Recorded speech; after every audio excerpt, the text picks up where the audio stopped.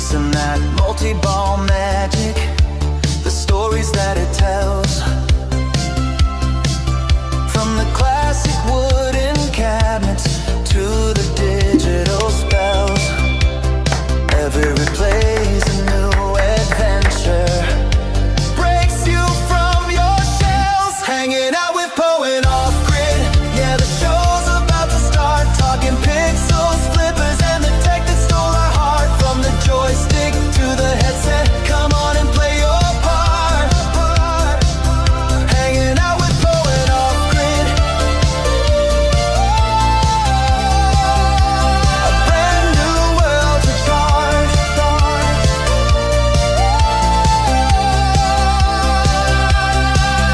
Now we're strapping on the goggles, worlds are virtual and bright.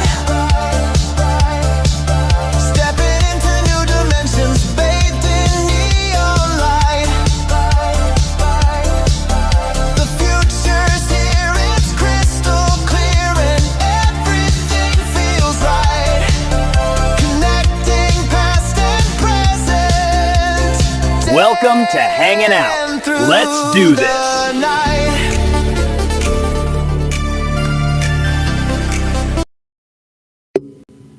All right. Hey, here we are. We made it. Sunday night already. Sunday night already. You heard it here, folks. In case you didn't know. In case you didn't know. Let's see. Polo. It says Polo's here first, but that might have been yesterday. I think Kelly said she checked and there was some stuff yesterday. And Kaos was here next. Crispy's here. Well, I'm just going to run through really quick everyone that's here, and then we'll say our official hellos. Megan, Pierre, Yeah. nice. Phil, Hey, Phil. Retro Bliss Gaming, good to see you, Phil. Everyone's saying hi to Phil. Saboteur, good evening. Kelly's here. Dancing the night away. Derek's here. Derek. Doesn't have his normal hey, so I didn't know that was him. Michael's here. Retro Gamer 1977. Let's see who else is here. Mike's Gaming Gala. Hey. Nice. Flight Quest 40 hanging out. Nice. I think that Welcome. if I missed anyone in the chat, sorry. But I think that's everyone saying their initial hellos and stuff like that. So how you doing up there, Poe? How's things in Pittsburgh? It's a little sunny here today.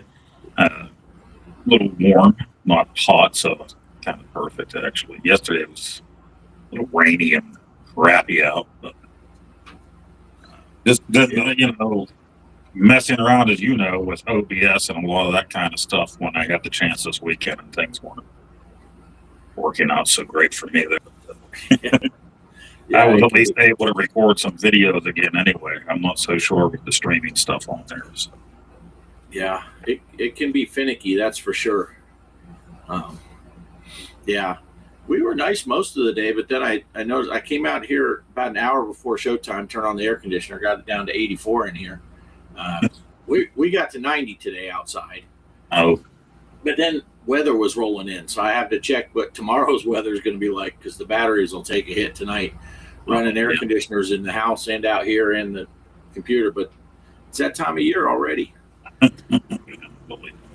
think I told you I got my first rattlesnake the other day. yeah. Doing a little side project using up some pallets, and the bottom pallet of the stack looked really nice. Looked like a nice pallet. And I lifted it up. And I'm like, whoa, shit. But he was a little groggy. He wasn't super aggressive, and I just got my grabber stick and poked on him a little bit, and he just took off. So I left him go. But first one of the year, so it's beginning. But yeah, now you guys, you're fixing to get some storms in the next couple days, I think, aren't you? Yeah, I haven't even looked ahead. Yeah. Usually I'm looking, a little bit, and this weekend here is just it's been a blur with things going on and everything. So Yeah. Well, we have the Weather Channel on a lot at work, so I tend to catch up on weather across the country, and I just saw big storms, tornado warnings, and all that stuff going on all over the Midwest, and it looks like it's headed your way maybe in a couple days. But I don't know. Hopefully it runs out of steam and it's not too Right. bad when it gets up there. But we got lucky. Most of that heavy stuff started east of us, but it's going all the way up in there. I don't know if Megan and Phil, if they've got any of the weather, because it looked like it was going into Ohio. But yeah, did I acknowledge Megan when I was going through? I Yep. saw that she Yeah. was there, but okay. I'm having one of those panic moments. Oh my gosh, did I miss her? But and I see Crypto Coffee is here. Good to Hey. see you. Let's see. Crypto was supposed to get a massive storm last night, and it avoided you. That's good. Right. That's good. Yeah. I was out here a few times late last night. And it was raining pretty hard, and then it would stop, rain hard and stop. So, but no lightning or anything like that. Yeah. And I was actually nervous before, like an hour before showtime when I came out here to turn on the air. It was windy. And I'm like, man, Yeah. the trailer's going to be popping and rocking and all Yeah, kinds of that's stuff. decent out here, but the breeze, I'll say breeze, it's not as bad as that. But that was a little chilly, so I wore this flannel. You know, I was running late getting out here, but it's 78 inside here, and I'm wearing a flannel right now, so it might not be long till the sweating starts here. Right? Well, you got a cool shirt on underneath there. Oh, yeah. So, 80 shirt, look at Spectre Gadget, the Pink Panther there. nice. There. Yeah. I got the 80s going on too. Nice. No sleep till Brooklyn.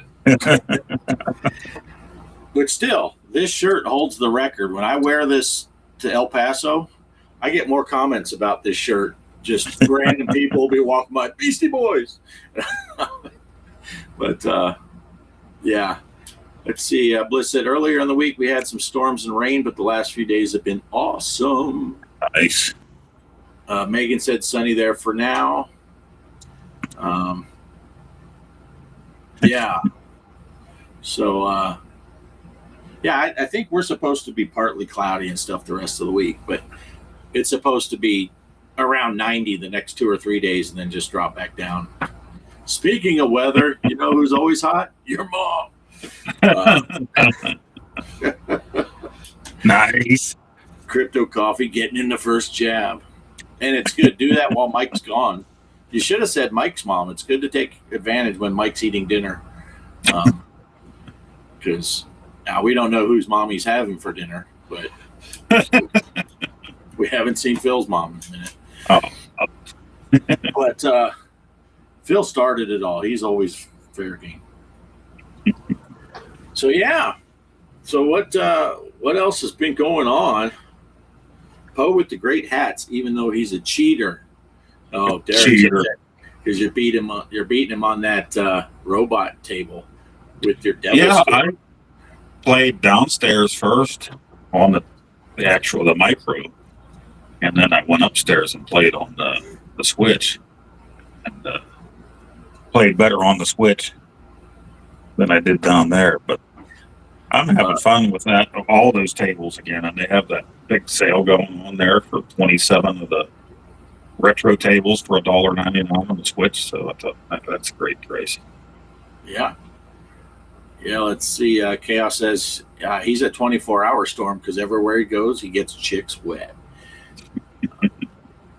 Nice. And feels proud of Crypto for throwing out the...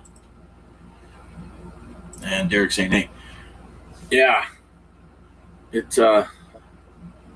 Now I lost track of what we're saying. Yeah, the pinball.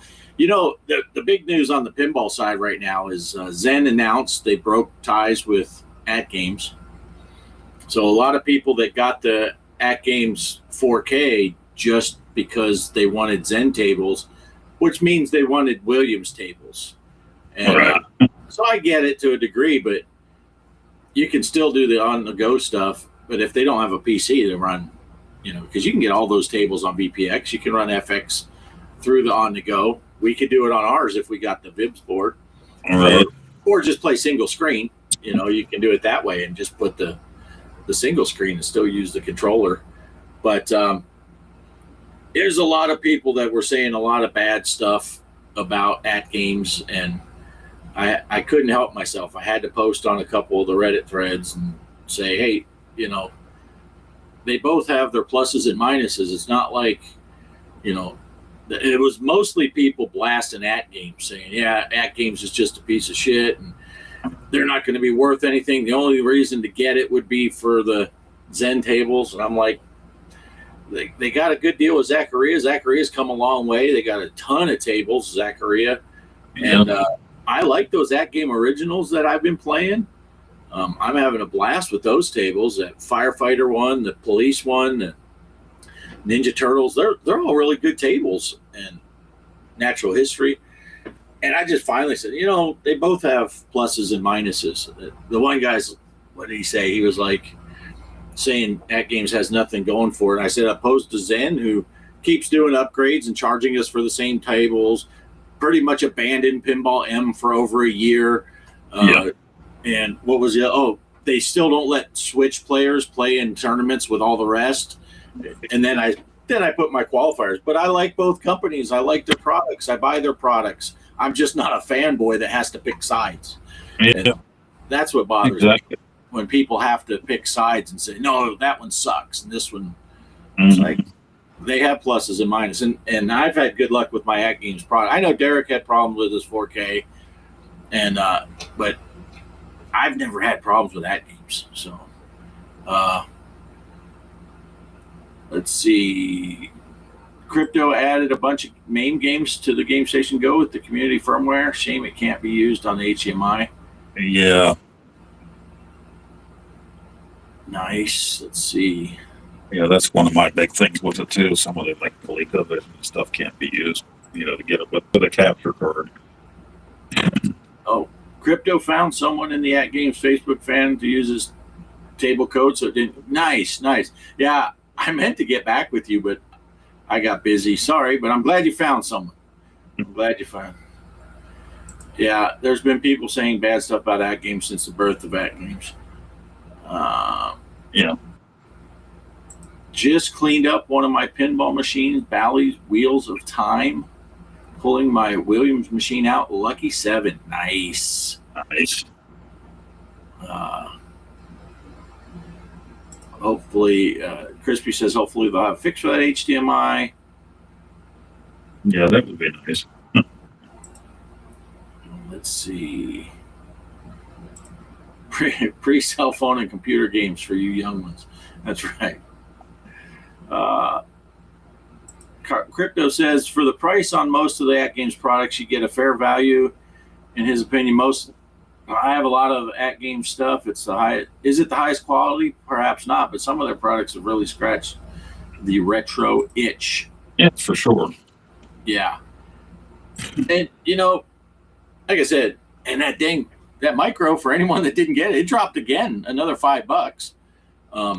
So it's $240, basically $245 now, $244.95 or something like that. Free shipping. I didn't get charged tax. I don't think you did either, did you, Poe? No. Yeah, so I don't know where they're based out of, because I don't know a single person that had to pay tax for that thing. Where they're shipping it from, that you might I'm trying to remember. It might have been Florida that it shipped from, but I can't remember. Yeah. Oh, maybe it was Georgia. Wasn't it Georgia? Yeah. I think it was Georgia. Yeah, it was in Georgia. So maybe Georgia people would have to pay tax, but I don't know of a single person that had to pay tax. And that's a great machine for that price. And I talked to Jabba when it dropped that extra $5. I said, has it dropped over there? And he said, no, it still works out to $630 US. It's 470 something pounds or something like that over there. So it's like, yeah, it's very convenient. I have it in the basement. I'm not down in the basement all that often anymore, the game room. But if I'm passing through to do something, I'll turn it on. Go do what I was doing down there, and then come over and play a quick game. Yeah. So I really like that. I sent another link to my son, Jason, when it dropped that extra $5. And he said, I'm starting to think you're getting a commission or something. Because I said, no, it's just a great price. It's normally $600. If you don't want to buy one, that's fine. I just hate for you to miss it if you were thinking about it. And I said it would be nice, though, because quite a few people bought those things, you know, once it was featured. But that should have went to Jabba. He was the one that told us our show with Greg, I think. But let's see. Kaos says, let's just imagine all of a sudden a bunch of sponsors come up to you and they're like, well, we really want to tell you how great our stuff, and we'll give it to you free and pay you. Yeah, I wouldn't be able to do that. Unless it was a really great product that I loved, and then it'd be easy. Like if Atari contacted me and said, hey, we'll pay you to do Sprint content, I'll be like, okay. But if some company said, we'll pay you to do advertising and videos for our product, and it's a piece of shit, I would not do it. Because, you do. Yeah, I've seen those offers on like Amazon and stuff for different things, like headphones and stuff like that. You know, if you give us a great rating on Amazon, we'll send you another set for free, stuff like that. It's like, wow, that's a bunch of crap. Yeah, and I think I had lost all my connections to the folks over at Zacharia, and because when I said about that pack that they wanted me to make a video but didn't give me the pack, and so I didn't make a video at all. He hasn't contacted me since, so I think I pissed him off. Maybe he watched our show, but I don't care. I stand by that too. It's one thing if, you know, I made, anyone that's followed my channel, I've made a shit ton of videos for RTXPinball, and every new table pack I put out videos. All the new individual tables I put out videos. I got in that beta testing and all that. But when they ask me, hey, can you make a video for this? And the least they could do is be like, we'll give you the code so you can test it and all that and make a video for us. But yeah, whatever. I didn't buy that pack, but I did a video on the next pack they released. Yeah. Even though he didn't, you know, he hasn't contacted me. So, well, it was great because I was always discovering their stuff through you. So, and now that I'm back into it, I'm trying to get the packs that I need for the Switch and playing on my micro. Yeah, Derek says that as far as the Ad Games Pinball, those exclusive tables are unique enough to get them at least for your ALP. Yeah, I'm liking those. I'm going to end up getting them all in the Gottlieb tables too, because and some of those, I know people complain about the $30 for a pinball pack, but those Gottlieb packs have 6 tables to it, so that's $5 a table again. That's no difference than paying $15 for 3 tables from Zen. But I know a lot of people think that they don't like the physics on it compared to Zen's physics, but I think they're all digital pinball. They're not. None of them are exact physics. All right. Let's see. Crypto says he also can't use the arcade ROMs for some reason on the community firmware.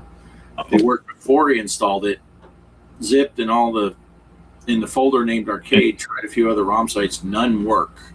That's one of the reasons I've held off for so long. I've been watching them with this community build, and for a while there, it was like every couple of days they had another update, and they were doing more and more. And I thought, well, I'm going to wait. Hopefully, they get everything down with the thing, and then I'll do it. Yeah. Let's see. Crypto says he loved the At Games Legends Ultimate Arcade Stick with coin ops. Have an SNK Pro Stick with high-low hack on it. Also nice. Yeah, I have that At Games Legends Gamer Pro, and that's where I had my experience with the tech support, because the trackball didn't work when I got it. They sent me a new trackball. It still didn't work. They sent me the motherboard to run it. Said it's probably on the board. They sent me that stuff out, and relatively quickly for each one. Email responses within 24 hours and parts to me within like a week to 10 days. So it went well for me. Crispy saying, yeah, they'll get it working. Let's see. Can't get ColecoVision to work. Swear I'm doing all the things I'm told to do. I don't know. Yeah, I haven't tried that either since I didn't do the update. I did know people said you couldn't use the HDMI out for ColecoVision at community build, so I wouldn't be able to capture it unless I'm actually filming the handheld itself.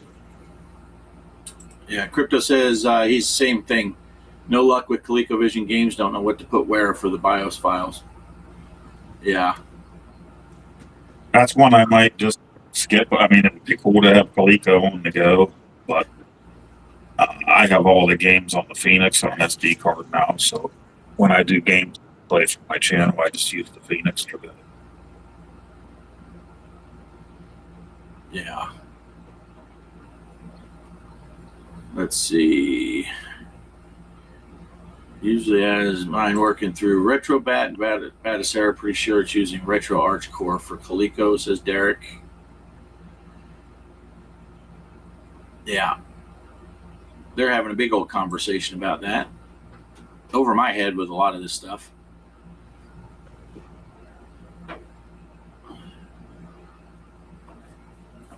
Yeah. Anyway, let's see. Yeah, they're talking about putting that BIOS and stuff on there. Anyway, yeah, but I do like. It is nice that getting that mini and now, or the micro, and now we're doing some extra tournaments that are just side tournament stuff. Speaking of side tournaments, there's still lots of room to get into the big squeeze box. Right. We just had who was it? Somebody just jumped ahead. Was it Crispy? Jumped ahead of Creep? Oh, did he? I didn't see the newest stuff on there. Yeah, Creeper had a pretty good game. He said that was the first time he had played it that he can, or at least in a long time. But oh, that's right. I think Crispy did beat him. I think I saw that. I didn't update the spreadsheet though. But I got to get on that. But it's a fun little game, actually. I like it. It's hard with I'd that. love to go back and compete again, but it's the one and done. So right, yeah, it's hard for us to break the one and done. Oh, I'm stepping on something. I had to put a dang. I'm back to doing flight sim, so I plugged in all my flight gear. This camera's now sitting on top of the yoke. There you can see a little bit if I turn it. But I can't leave the yoke plugged in and play Pinball FX. If I fire up Pinball FX on this thing, it pushes the mouse to the top left corner if the flight yoke is plugged in. And I thought it was the rudder pedals, so I put something on there to try to hold the rudder pedals steady. Not that they move around on their own. And I forgot I put on there. I just stepped on it. Because a lot of times when we're doing the show, I'm working the rudder pedals, and I call that a work. It's like one of those elliptical machines or something, but I'm just doing this. Yeah, they have the little ones for the elderly people that it's the pedals that you put in front of your recliner. Right. Yeah, and I'm getting there. I'm pretty sure somehow I'm catching Phil and Greg because I feel older every day. Yeah. I'll salt your mom's cracker. Nice. Yeah, crispy, salty crackers. Oh, yeah, that could get there. It would be awesome to have an interactive VR flight simulator, Neuralink video game where if you die in the video game, you die in real life. I don't know. That might be a hard sell. I do okay in the flight simulator, but not enough to bet my life on it. Yeah, that's interesting. I wish there was an easier way to do VR flight simming because it's hard to get it. You got to have a pretty beefy computer, and which I don't. Yeah. Bliss heard me. I'm catching Phil and Greg, but Yeah. Anyway, but that's all on my other channel. We're on this channel, so we're talking retro stuff. Retro stuff. Yeah. Yeah. Any other news or anything we know of that would be talked about? We may be having the creep himself on here one of these weeks. Well, we will be, but I'm not sure what. He had a recital for one of his girls tonight, so tonight was no good. But Okay. we can have some talk with him. He's been doing great at our challenges and stuff. So. It would only hurt his feelings if he valued my opinion. So he's safe. Hey, there's Polo. Hey. Yeah, so we'll have Creeper on, and still got to get with Megan because she had expressed interest in being on. So, yeah. And maybe Willie from Arcade USA. Depends on what his Sundays look like. I've been talking to him lately about a different show. I won't put anything else out there. So, maybe I'll ask him to. He's great with all the old systems. In fact, he's been part of podcasts for pretty much all of the old systems back in the day. So he's been doing this stuff for years, and he's just a really cool dude. So. Nice. Well, here's something. I know it's been talked about on other channels and stuff. Y'all on the Neo Geo bandwagon or no? I'm not really.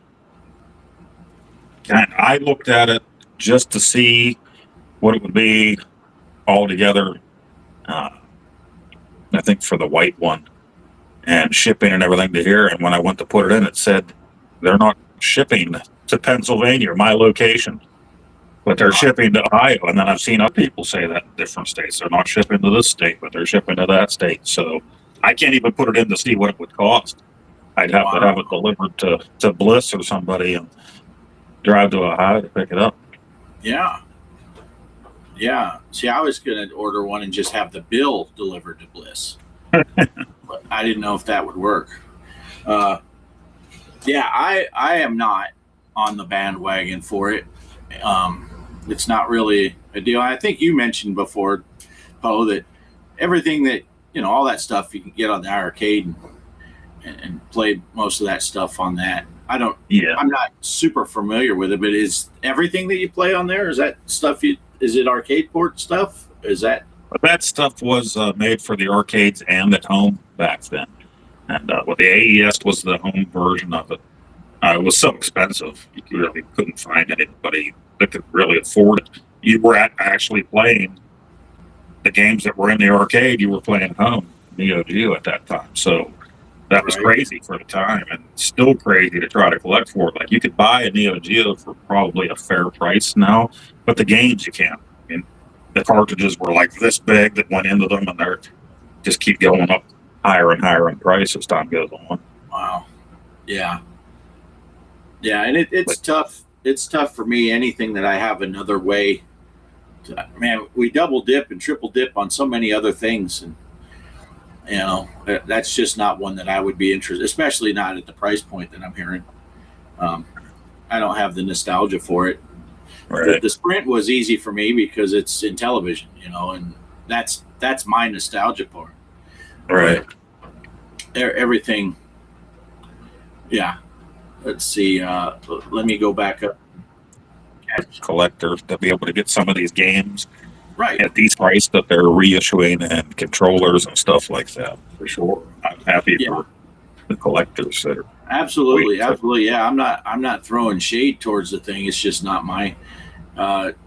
Phil says he'd love to have the Neo Geo, but to be honest, I can play those games through emulation on HDMI already and can't justify the cost. Kaos is adding life to the party. Derek says he thought the price for the new Neo didn't sound too terrible.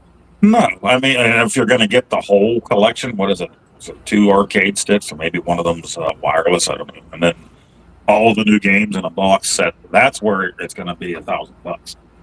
Right. Crispy says, think it's super cool, but I'm out. It's high as hell, and I got a ton on the Switch.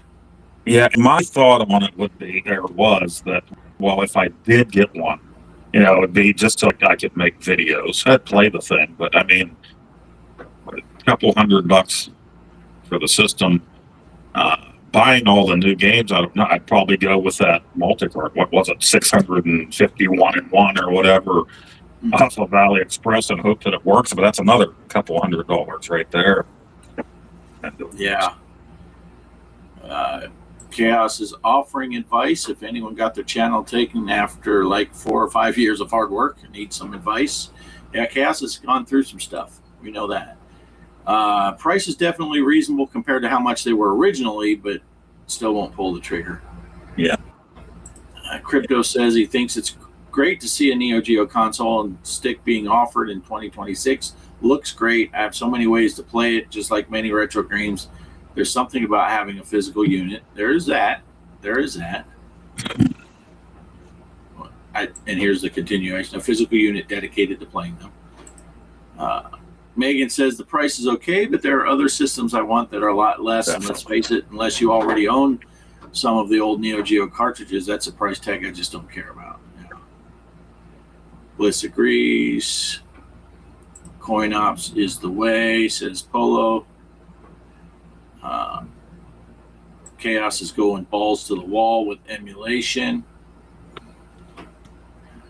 Yeah, there's tons of systems and libraries I never owned, never will, and there's games throughout the whole gamut wanted to play. But yeah, and that's the thing. Emulation makes it harder to justify, especially, like we said, if it's a system you don't have the nostalgia for. Okay. It's hard to justify. And these Metal Slugs and stuff we can get and play on the iArcade. To me, there's really no better way to play those kind of games. But I mean, those have also been out and on every system for how many years now, too. So you can get them from someplace. Yeah. Yeah. And then there's ones I never even heard of. So emulation is like a retro gamer that's poor like me. It's what dream they have. That is true. Yep. If you don't have a lot of money to burn, that's emulation's the way to go, too. Like to have one, but I'm kind of busy with what I got now, says Michael. Should be getting my power supply soon from Hugo tomorrow, and we'll fire up my ColecoVision I just got and see if it works. Good luck. Good luck, Michael. We're all pulling for you. Phil says, I personally even use multi-carts on the consoles that I own, simply because I'm being priced out of collecting. Yeah. See, that's what I got to get. I got to get that multi-cart. What's that? Yeah, and if you want the multi-cart plus, if you want every game, like the 125 for the Sprint, that's the way to go. Get them the original library game. There you go. Yeah, it's here. I need to get one of those. Are they selling them over here? What? Because they had that thing where they were not selling them, right? They were supposed to be selling them through Retro Game Boys last I heard, but I hadn't looked for any updates. Yeah, because I need to get one of those so I could play that on that 7800 plus, right? Yeah. Yeah. You just have to put, what is it? So many games per folder you have to do. So I haven't got mine totally set up yet. I put a bunch. You can't just throw them all into the root and go. So. Yeah. So I've been meaning to get one of those, but like I said, like we were saying, I didn't think it was available in the States yet. It was, and then it wasn't, right? You got it when it was. Yeah, I got it from over there, and then they said that they were going to be selling them through Retro Game Boys over here. I think that was supposed to happen in April, maybe it was May. So that he might have some over there on his site. I'll have to do some looking. Yeah. Let's see. Kaos says he's more excited about finally getting a chance to play games that he has always wanted. There is that too, yeah. Derek says, if you want to go emulation, Poe, I got a lot more than 512. Let's see. Yeah. Say what you want about emulation, but one thing you can't say is you don't get your money worth. Yeah.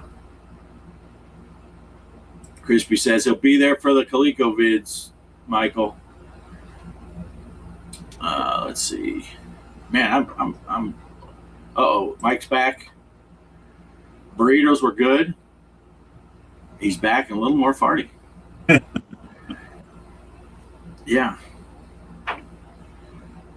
Y'all ready for tomorrow night Astro Smashers? Oh, I am so ready. I'm going to be the foundation. I'll be living in the basement. I have zero pressure. I was starting to think there could be a battle for second place, but then I saw Crispy's score in his practice run, and I said, okay, maybe me and Poe can battle for third. I mean, if I can get everything working, I'll be there playing. But if it's all laggy and stuff, I'm not even going to attempt to mess up the whole deal for everybody else. So. Yeah, no, I don't think it'd mess anything up.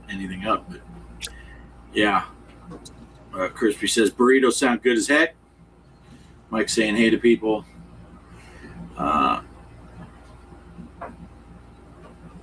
Yeah, and take to equation. Why am I such a fan of emulation? It's because of my financial situation. That's sounding rhymey there. Makes it an easy equation. He's throwing down the bars. Yeah, emulation is convenient, and if you have a great PC or decent device for it and the controllers you want to use, nothing wrong with that. You guys all practicing? Lame. Who practices? Well, if you call, I did one game practicing just to make sure that the ROM and everything was working, and I did set up a 10-minute just to see what I would do, and it was bad. I downloaded the ROM. I should have made fancy artwork for it and everything too, but I didn't. Yeah. Now I'm not sure. There's the Casey said I can't even talk. I got a ROM pack, and I think I got off Atari Age, and it had a bunch of different ones. And there's that competition one is in the menu. You like open it up, and there's a menu, and like choose two, and that's the comp. Is that how yours is, or is it standalone? Yeah, there was a bunch of different stuff because I think he had, was it version? I don't know if it said 3DS or on there or what. DS or I don't know. There was a bunch of different the thing that he sent me. So. Yeah, because Casey sent me a bunch of stuff too, but I think I already had the one that I had found. He sent his after, and I played one 10-minute session just to see how bad it would be, and it was about where I expected.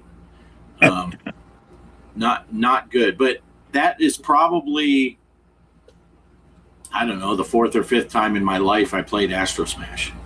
So I never played it. Yeah, when I had my Intellivision as a kid, that was not one of the games I got, and I've never played it. So I'm kind of a newbie at it, and especially up until I played it that time. I don't think I've played it for 20 years, 30 years or something. So,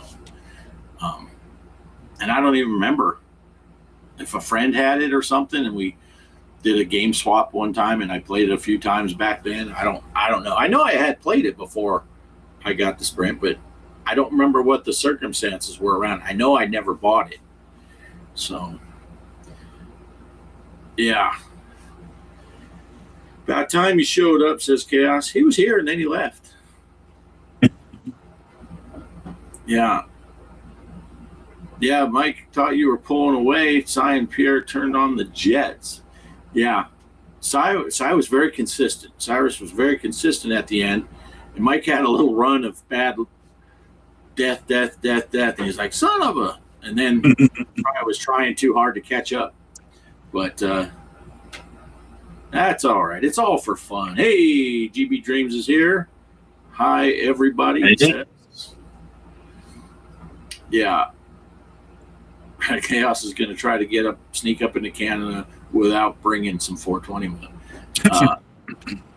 Mike died like 4 times in a row at the end and lost the rhythm. Yeah. Your mom hates it when I lose the rhythm, too. Yeah. Looking forward to streaming ColecoVision. Hopefully it just works. We'll see. We're looking forward to seeing it, Michael. We're looking forward to it. A lot of fun games on there. I joined their club this year. Didn't join Collectivision's club yet. I joined Offgrid's club for this year. That's just because he's going to have a new physical version of Intellivision Popeye in that batch. So I got to have that. Nice. Excellent. Yeah. And I missed most of Mike's show once again. Just, I can do nothing for 4 hours. And then as soon as Mike goes live, I have stuff I need to do at work. And then my boss showed up and he was actually hanging out there. So I had to pretend like I was doing something. I'm always heading to the store either while he's on or at some point, usually during the street. Yeah. Yeah. Let's see. I was like the old guys in the old days that would carry the transistor radio in their pocket. I had him going while I was in the store as long as I had a signal. I could hear him talking.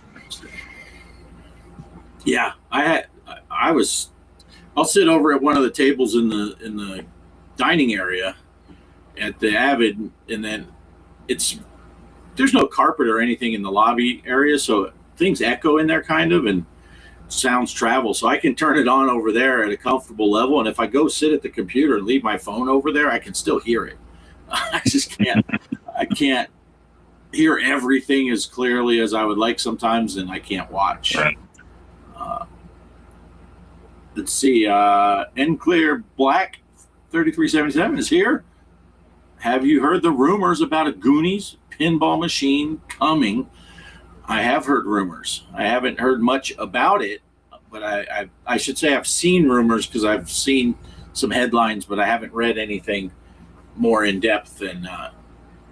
But I did hear that there's rumors of a Goonies pinball machine. Nice. On the way.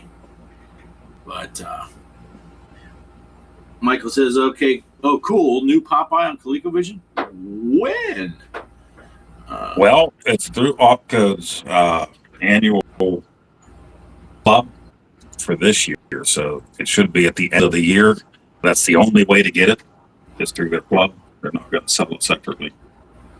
So that is, let's see, what were the three games? Jungle King, Popeye, and what's the third one? I'm trying to remember.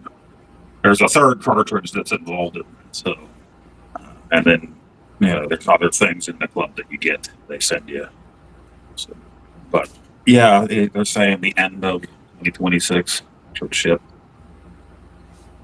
Yeah, nice. Also a Halo pinball by Chicago Gaming. I had not heard that one.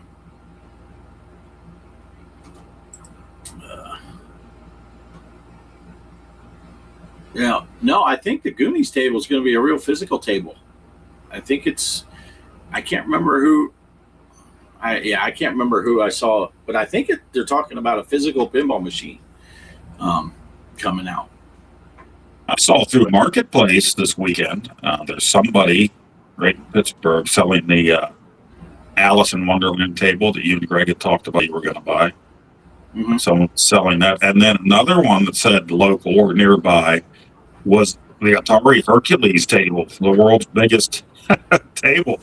And really? I'm like, oh, wow. Yeah, and it's right inside Ohio. When I looked, I'm like, I played that one at Pastimes Arcade. It is the one from Pastimes Arcade that's being sold. The guy's selling it.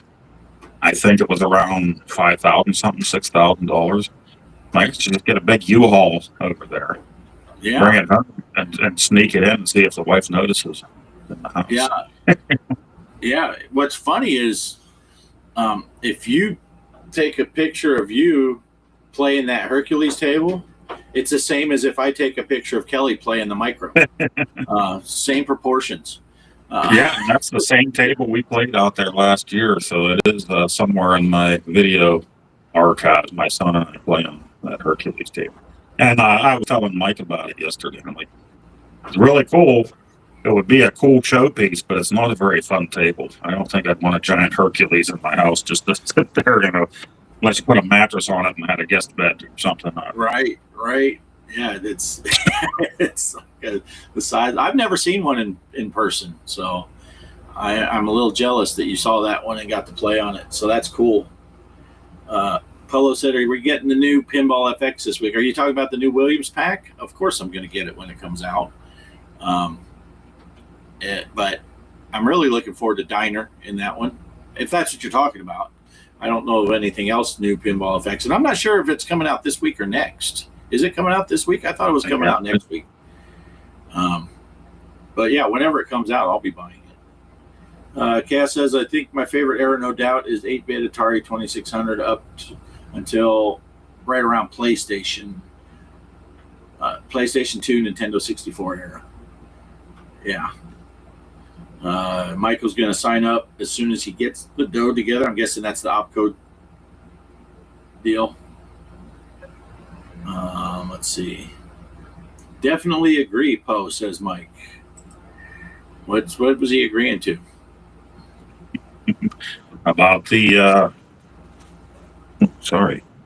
the pinball table being not very much fun to play. oh, maybe, yeah. Fun, yeah, cool to say you played it, but yeah, it's more of a novelty thing. Yeah. Derek is looking forward to the new Williams FX table this week for sure, especially Diner. Is it this week? For some reason, I thought it was supposed to be on the 7th or 8th of May, but I could be out of whack with that. I don't know. And he says there's an even bigger machine called Mothership. Wow, never heard of that one. Wonder if the Goonies movie sequel will be any good. They've already finished the script. I don't know. yeah, I don't know. They've been working on different scripts. I've heard of different ones through the years. Were ever accepted or used. Yeah, let's see. What games will be in the Williams pack? It'll be Diner and 2 other games I'd never played before. And I cannot think of the names of them right now. Oh, Derek says it's coming out the 30th. Okay. So that is this week.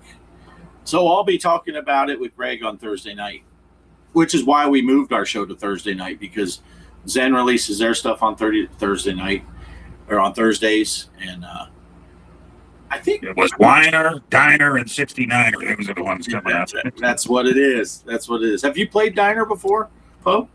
I think I did. I played that table. I think I played that one past time. Yeah, it's a fun little table. Fire and Comet. That's right. Yeah, I was going to say it's something to do with fire. Yeah, called Fire. I've never played those. I've never even seen them. But for me, it's going to be $15 to get Diner, and then I get the 2. It's like isn't that what they were saying with the triple action for Intellivision? It's biplanes and 2 other games. Right. Fire is a cool, unique game, and Comet is honestly kind of boring. There's not much there to do on it. Sometimes I like those, though. I'll be honest. Sometimes the simple, the super complex ones, like the new Godzilla table, and the Jaws table, they're fun. They're awesome. They got all these things, but I don't know what the fuck I'm doing. So it's like, if I have a simple game that's like, yeah, you hit these drop targets, you hit this thing over here, get the spinner, I can play that. But let's see. Goonies 2 will be the beginning of a final trilogy. Fire is based on the Great Chicago Fire. Oh, wow. Yeah. And So they're going to make the 3rd part of the Goonies trilogy when I'm 90. I got to put this one up, or else Mike's going to say that I skipped it on purpose. I'm not going to read it, but I put it up there. If it was your mom, I would have read it, Poe. But since it was my mom. Because Goonies never say die, first of all. And yeah. When I was a kid, I'll put this one up. Whoops. When I was a kid, I thought Goonies 2 for the NES was a sequel to the movie. Yeah. There was a lot of people confused by that. Yeah. That's good. That's good. So, what else? What else? Oh, Yeah, we were talked about the other day, Ballistic Coffee Boy announced about everything that he put on YouTube being taken away, and for bullshit reasons that aren't real reasons. So yeah, that's a big topic right now. Mike's going to have him on next week. Yeah, and so hear more about it there. He's also on who was he on tonight? I can't remember his channel that was, but yeah, the Atari. Shoot, yeah, because someone posted it in the Discord, but it didn't have the actual link, so I went and put the link to it. So it is in our Discord, and I think it was in the general channel. It's one of those Atari groups. They're going to be talking. Is he going to be on, or are they just talking about it? I'm not sure about that. I subscribe to them, but I don't think I've watched anything for a little bit from them. So Ballistic did address a lot of it yesterday on his channel on Rumble. And if you're in any of the Facebook groups that he's in, he has that VCS group he talked about in there as well. So I'll have to go check it out on Rumble. I have Rumble on the TV, but I almost never go over there. But yeah, I made that account just to follow him over there. Hopefully he keeps things going over there. So. Yeah, but he will Atari programmer, is that it? Yeah.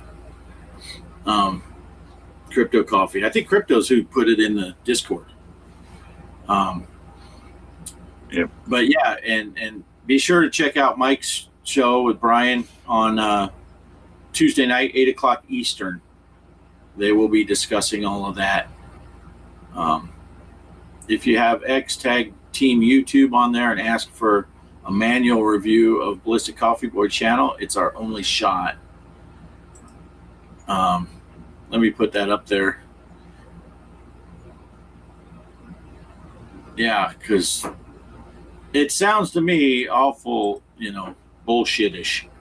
Yeah, I mean, the amount of work that he put in, he, at one point was working 2 day jobs, also going to school.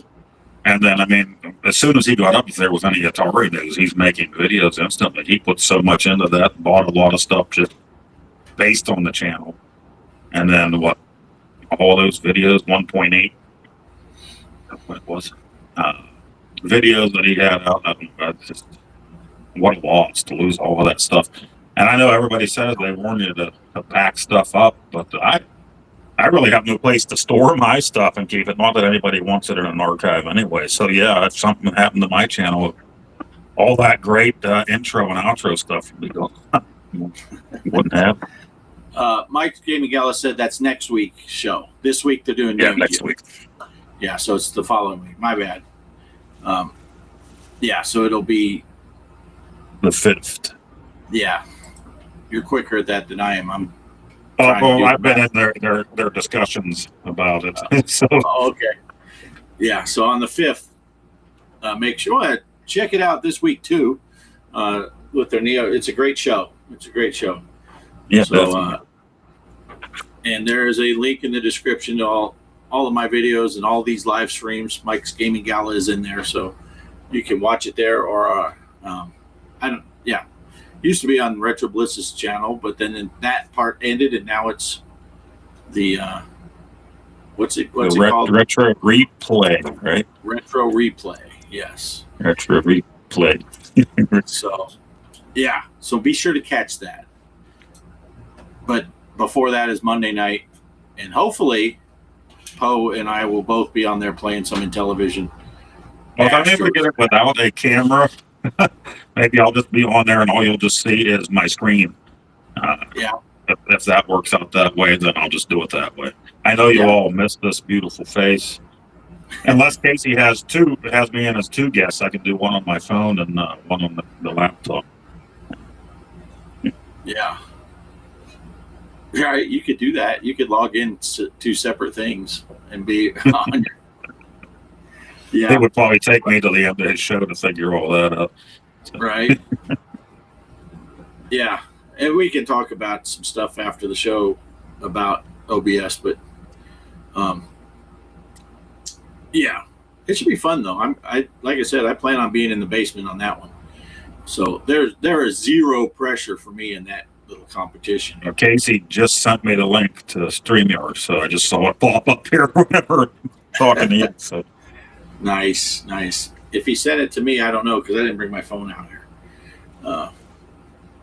I turn off my notification sounds while we're on the show, and then sometime on Wednesday I remember to turn it up because I'm like, man, I haven't gotten any messages, and I'm like, oh shoot, all my sounds are off.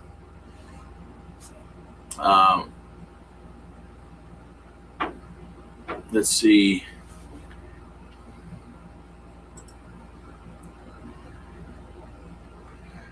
Derek says, I'm not sure if that's Coffee Boy's YouTube tag. That takes me to a BB page with 1 subscriber. Yeah, I don't know. Oh, look, Casey heard himself be mentioned. So he jumped on. He's been listening while working. nice. And I keep trying to click on his third message, send it to both of you. Okay. For a large sum of money, he can forget to send it to DJC. I don't know. I'm telling you, Crispy might be up there giving him a run for his money, and I don't know. Poe might too. I don't know. I don't want to speak for Poe. I just know I'm going to play like shit because I've seen me play it. But yeah, Crispy threw up a pretty good score there on his little test run. Yeah. I think it was over the 30,000 mark, right? So that's right up there, 33 something, I think. I play 3 games, I could do that. I play too cautious. You know, I was joking around while Mike was playing with Cyrus and those guys and Pierre. And I was joking around that I'm nervous I'm going to run out of guys before the 10 minutes is up because I'm so bad at it. So when I did my little test run to make sure the ROM was working, I was just playing as safe as possible. So I think I let as many go past as I shot. You know, I got to a certain point when it's easy, I made all my points. And then when I got to the harder level, I'm like just letting them go. And yeah, because I know at the end it shows what your peak score was. It's higher than what my score was at the end because I was losing points by the time the 10-minute hit. Yeah, who can do it live is the question, says Casey. That's true. It is true. That's what I'm saying. Watch, I'll win because I have no pressure because I expect to lose. So I won't be spooked about looking bad live and feeling pressure. Polo says, let's talk about your awesome robot score. Yes, that was a crazy game. Like normal, I did my video for that robot pinball, and I scored. I forget what I scored. And then I turned it off, and before I edited the video, but I left the machine running. And then before I shut it off, I said, I'll play one more. 25 minutes later, I finished that game. It was a pretty crazy game. You know, we say a lot of times in pinball tournaments, one ball, sometimes that makes the whole game. Yeah. That's why I had a good score. I had 2. My first ball, I got 93 million. My second ball, I got 96 million. And then my third ball, I got 17 million. I came back to reality. But I'm just waiting. Jabba said he's not going to be able to play because he is in the middle of a move. And give him a little kudos. He also, him and his wife, they just got a foster child. So they are fostering a child. Good for them. Nice. And so his hands are full. So he's not going to get a play. So I only got to worry about Polo jumping in at the last minute and knocking me off, it looks like, unless one of you guys are going to try again. But my 200 million is holding. Casey says, my first ball gave me a great game last week. My first ball gave your mom a great game. Bomb.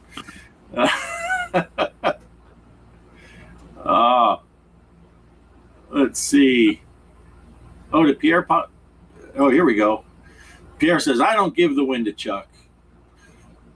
Yeah, it does come down. You got to play the game, you know.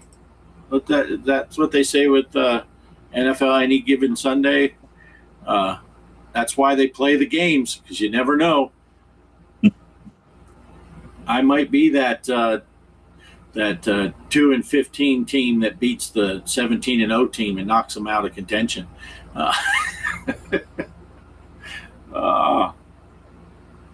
Let's see. Megan saying hi to Casey. I played this week's already, if you call that a score. That wasn't bad, Casey. That wasn't bad. I call anything a score. I've played worse, that's for sure. You don't want me to play in the tournaments. Yes, we do. We want everyone to play in the tournaments. What's kind of funny to me is Greg and I threw these @games /Zaccaria tournaments as a side tournament. We focus on the Pinball FX tournaments and the Pinball M tournaments, but we're getting more players in these side tournaments than we get in the main tournament. Because even though I do play eventually on the Switch lately, I still start out playing on that table. It's a lot of fun playing on the table.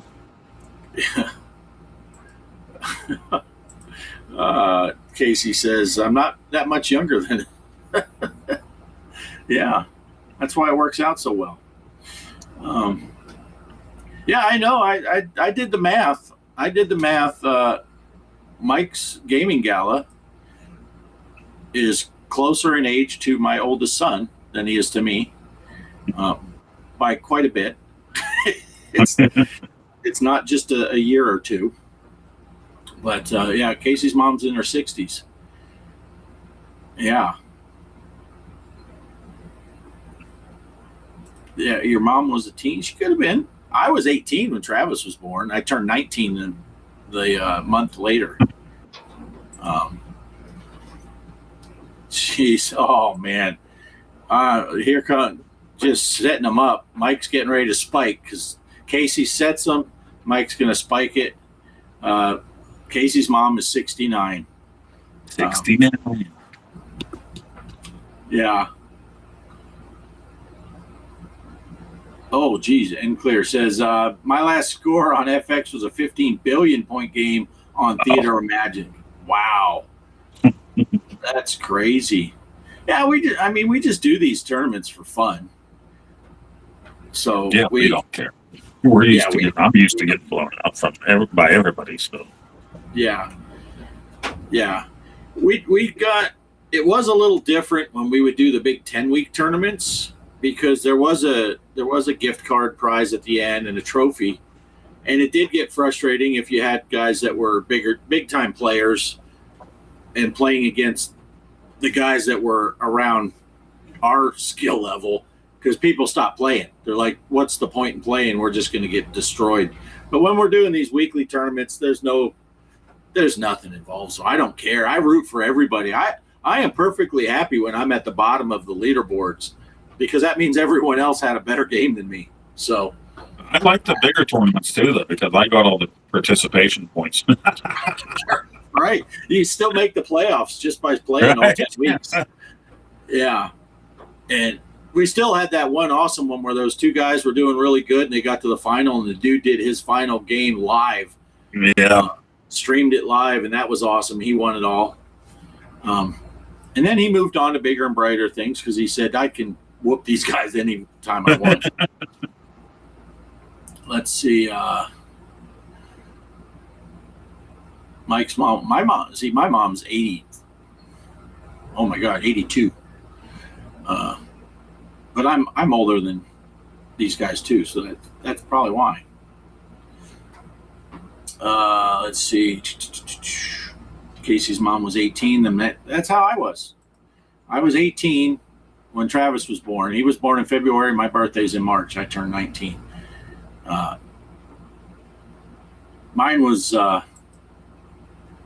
My ex-wife was on birth control for like 2 years. And, they say a lot of times that it takes a while to get out of the system. And she took her last birth control pill on our wedding day. And I went to boot camp 10 days later. And she got pregnant on the honeymoon. So we thought, go ahead, get off the pill and let her body recover while I'm going to be gone and all that stuff. And Travis happened. So it's not I don't say Travis was an accident. It was earlier than we had planned, but we had planned on. All my friends in the Navy were like, "You have a kid already? You're only 19, 20 years old." And I said, "Yeah," but that was by my design. A lot of people want to do the whole live your life while you're young and go out and party and have all that stuff. And it's like, well, I got to cheat. I was in the Navy, so I go on deployment for 6 months. I wasn't on a ship, so I'd get to go to bars and stuff and do some of that party and stuff. But I said, no, you really start coming along, good with your money and all that stuff when you're in your 40s and 50s, and then my kids will be gone and I can enjoy that money myself. And I wanted to be young enough to where when I have grandkids, which I have a slew of those, if they want to go run around and play ball, I can go run around and play ball with them still. Right. I didn't want to be an old man, even though I feel like it looked like it to them. But so we planned on having kids young, but not quite that soon. But it worked out perfectly. So I certainly will not complain that we got Travis when we did. He was all those guys that would give me a hard time about, man, you're too young to be having a kid. When we would have parties at the house or stuff, man, they'd be carrying Travis around because none of them had kids, but they were like, hey, it reminds me of my nephew or whatever. Right. They're just having a blast. Travis was the hit of the party when he was like 2-3 years old. Those guys liked it. But, yeah. Let's see. Yeah. Yeah, and that's why I don't want it to be the End Clear Black Wins Again tournament series. Yeah. If it was an ongoing series, maybe, but like I said, but when we're doing these weekly things, I don't care. I tease about Polo. I'm trying to hold on to my score because Polo will knock me off for Jabba, but I don't care. If you want to come in just to have some fun, if you want to play the table, we're playing. Or I should say Greg and Bart are playing. That's on their channels. Well, the same with our tournaments that we're doing, our little challenges with this stuff. I think half of these things or more, I've been the very bottom score. But when I don't care that Creeper came in and threw down that demon attack score, and then he threw down a good score on this one too, and it's like, go, good for him. I don't care. I'm not, and I don't think anyone else does. I just root for everyone to have a good game and have fun. But yeah, it is fun. It is fun. Let's see.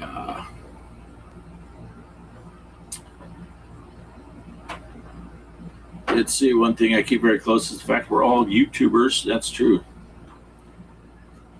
Let's see. My dad always said, have kids when you're young so that when they're old enough to be interesting, you're young enough to appreciate it. I was 25 when my oldest was born. Yeah. Yeah, I was 18, and then when Jason was born, I was 23. No, I was 21, turning 22. Because he's born in December. Man, now I got to do the math. He was born in 91 in December. But it throws me off because I was born in the beginning of the year and he's born at the end of the year, where me and Travis are right next to each other. It's easy to remember. I was like 22, 23 when he was born. I was 27. My daughter was born. First born. And she just turned 25 last month. Yeah. See, now, Kelly had Shelby because Shelby is now 27. So she was born in 99. So, but I didn't meet Shelby till Shelby was 12. So my two came earlier. Kelly had hers a little bit later. Well, her oldest is right between my two. And then, so it's Travis, Philip is Kelly's oldest, then Jason, then Jacob and Shelby. Shelby's the baby, but she's 27 now. And I am on the verge of having a 40-year-old son. It's coming quickly. It is coming quickly. Travis doesn't like to be reminded of that, but yeah.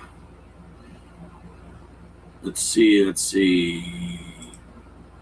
Casey was 40 when her daughter was born. When his daughter was born, I had a friend in high school. We were in high school. His dad was in his 80s, and he was a great guy, but there was no going playing ball with his dad. He was an old man by the time we were graduating high school. I mean, yeah, but yeah, he was a good guy.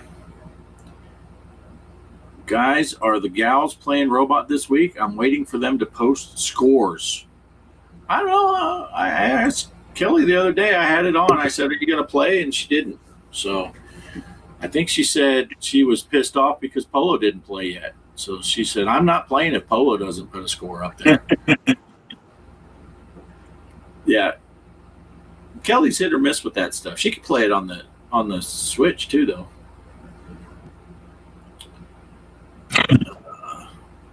Yeah, Mike only 5 years older than my son.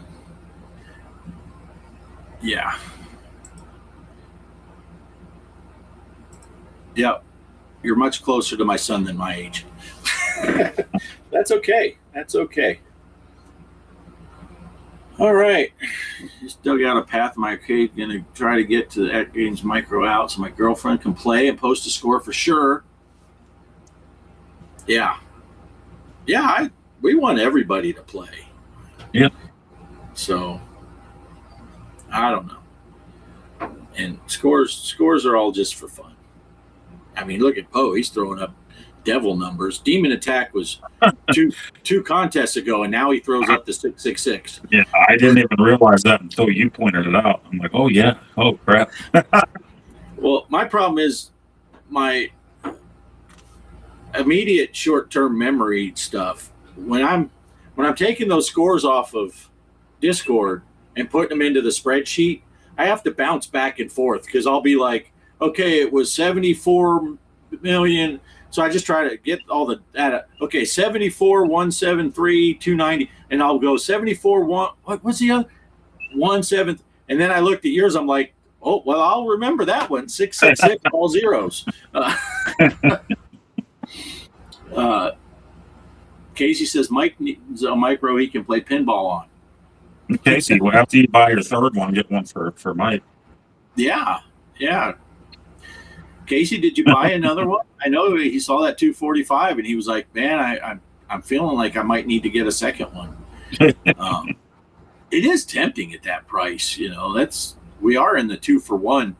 Normal price is $600 on that thing. So it's better than a 2-for-1 deal. But, Derek. Derek thought Mike already had a micro. Let's see. Polo played one game of Robot on Steam, Zach, but didn't screenshot it. I didn't beat it. His past score was bummed. Well, you don't want to only post it if you win. Otherwise, I'd never post. We'd shoot our Atari videos for the show, and I would black out my score because it's funny to me because Poe will pick up one of these games and we'll say, let's try this game. And I'll say, all right. Poe will send me his video along with a note saying, yeah, I played like shit. And then we watch the video and Poe beats me, almost doubles my score. It's like, yeah, but then as soon as we put it out there, we're both blown away. So we're both near the bottom. What's the table again? You're talking about this week's, Casey? It's the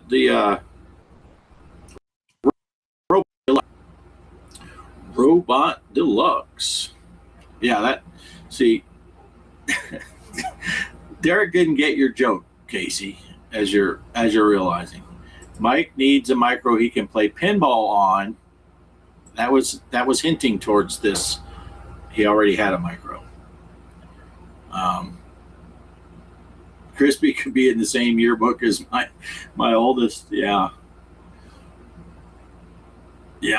But that's okay. Then I talked to Greg about kids' ages and stuff, and he makes me feel a little bit better because Greg's kids are older than my kids by quite a bit.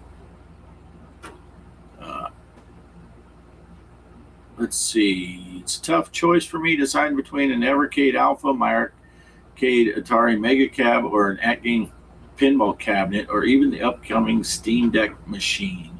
Well, the easy thing is get the At Games Pinball Micro because it's only $250, free shipping, no tax unless you're in Georgia, probably. And then you get one of the others too. This choosing between a bunch of things and only getting one, what's up with that?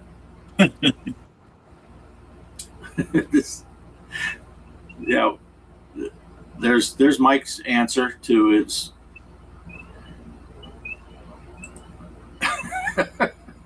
Jeez. She must have big. That is the quote of the day right there. We'll put that up on the. I'm going to put that on my YouTube community notes, and people can figure out their own context. She must have big poop. What was Crispy talking about? what was the context? Would it be bigger, or I don't know? Probably just flops out. It might be the same size as normal poop. Right. Yeah. Well, that's funny. You never know what you might see in our chat. For example, what was Crispy talking about here? Yeah. All right. We talked a lot of pinball tonight. I'm going to tell Greg there's nothing to talk about Thursday because we talked about it all tonight. You know what keeps me young? Nailing those hot retro moms.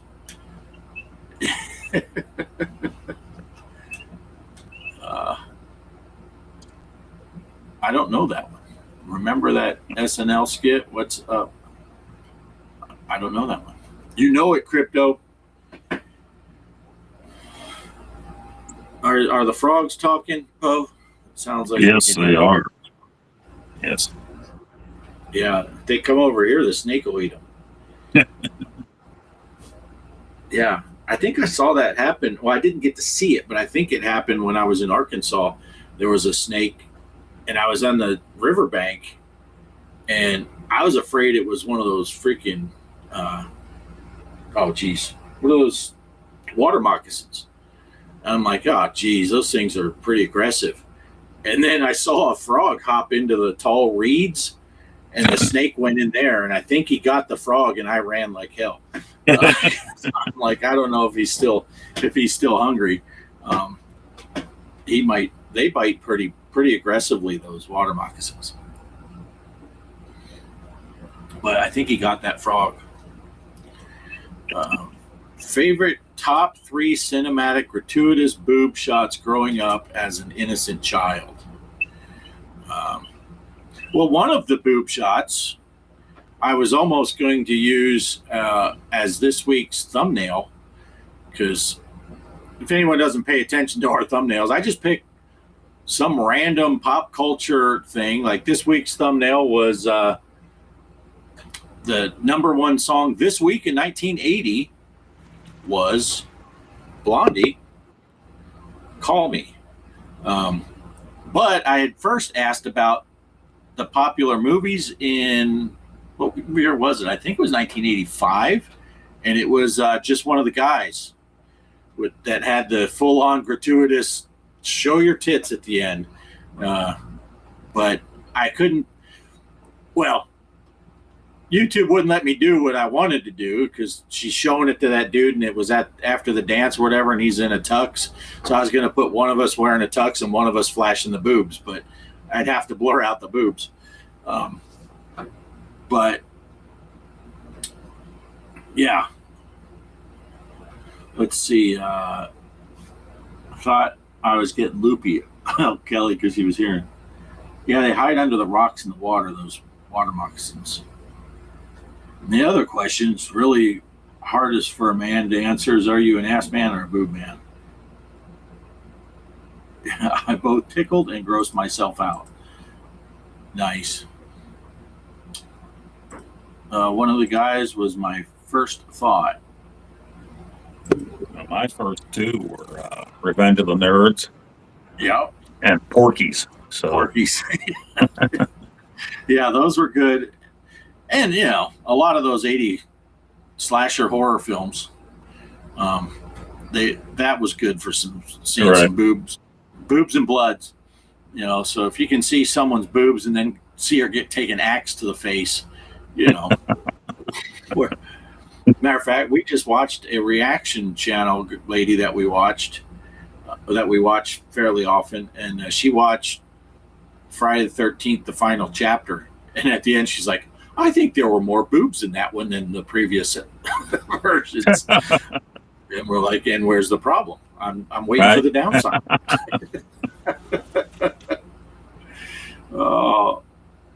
Somebody needs to do that as a regular video, and I'm tuning in religiously and sharing. Casey's mom had to keep scolding him for tickling his sister's feet. She told him to wait until she was born.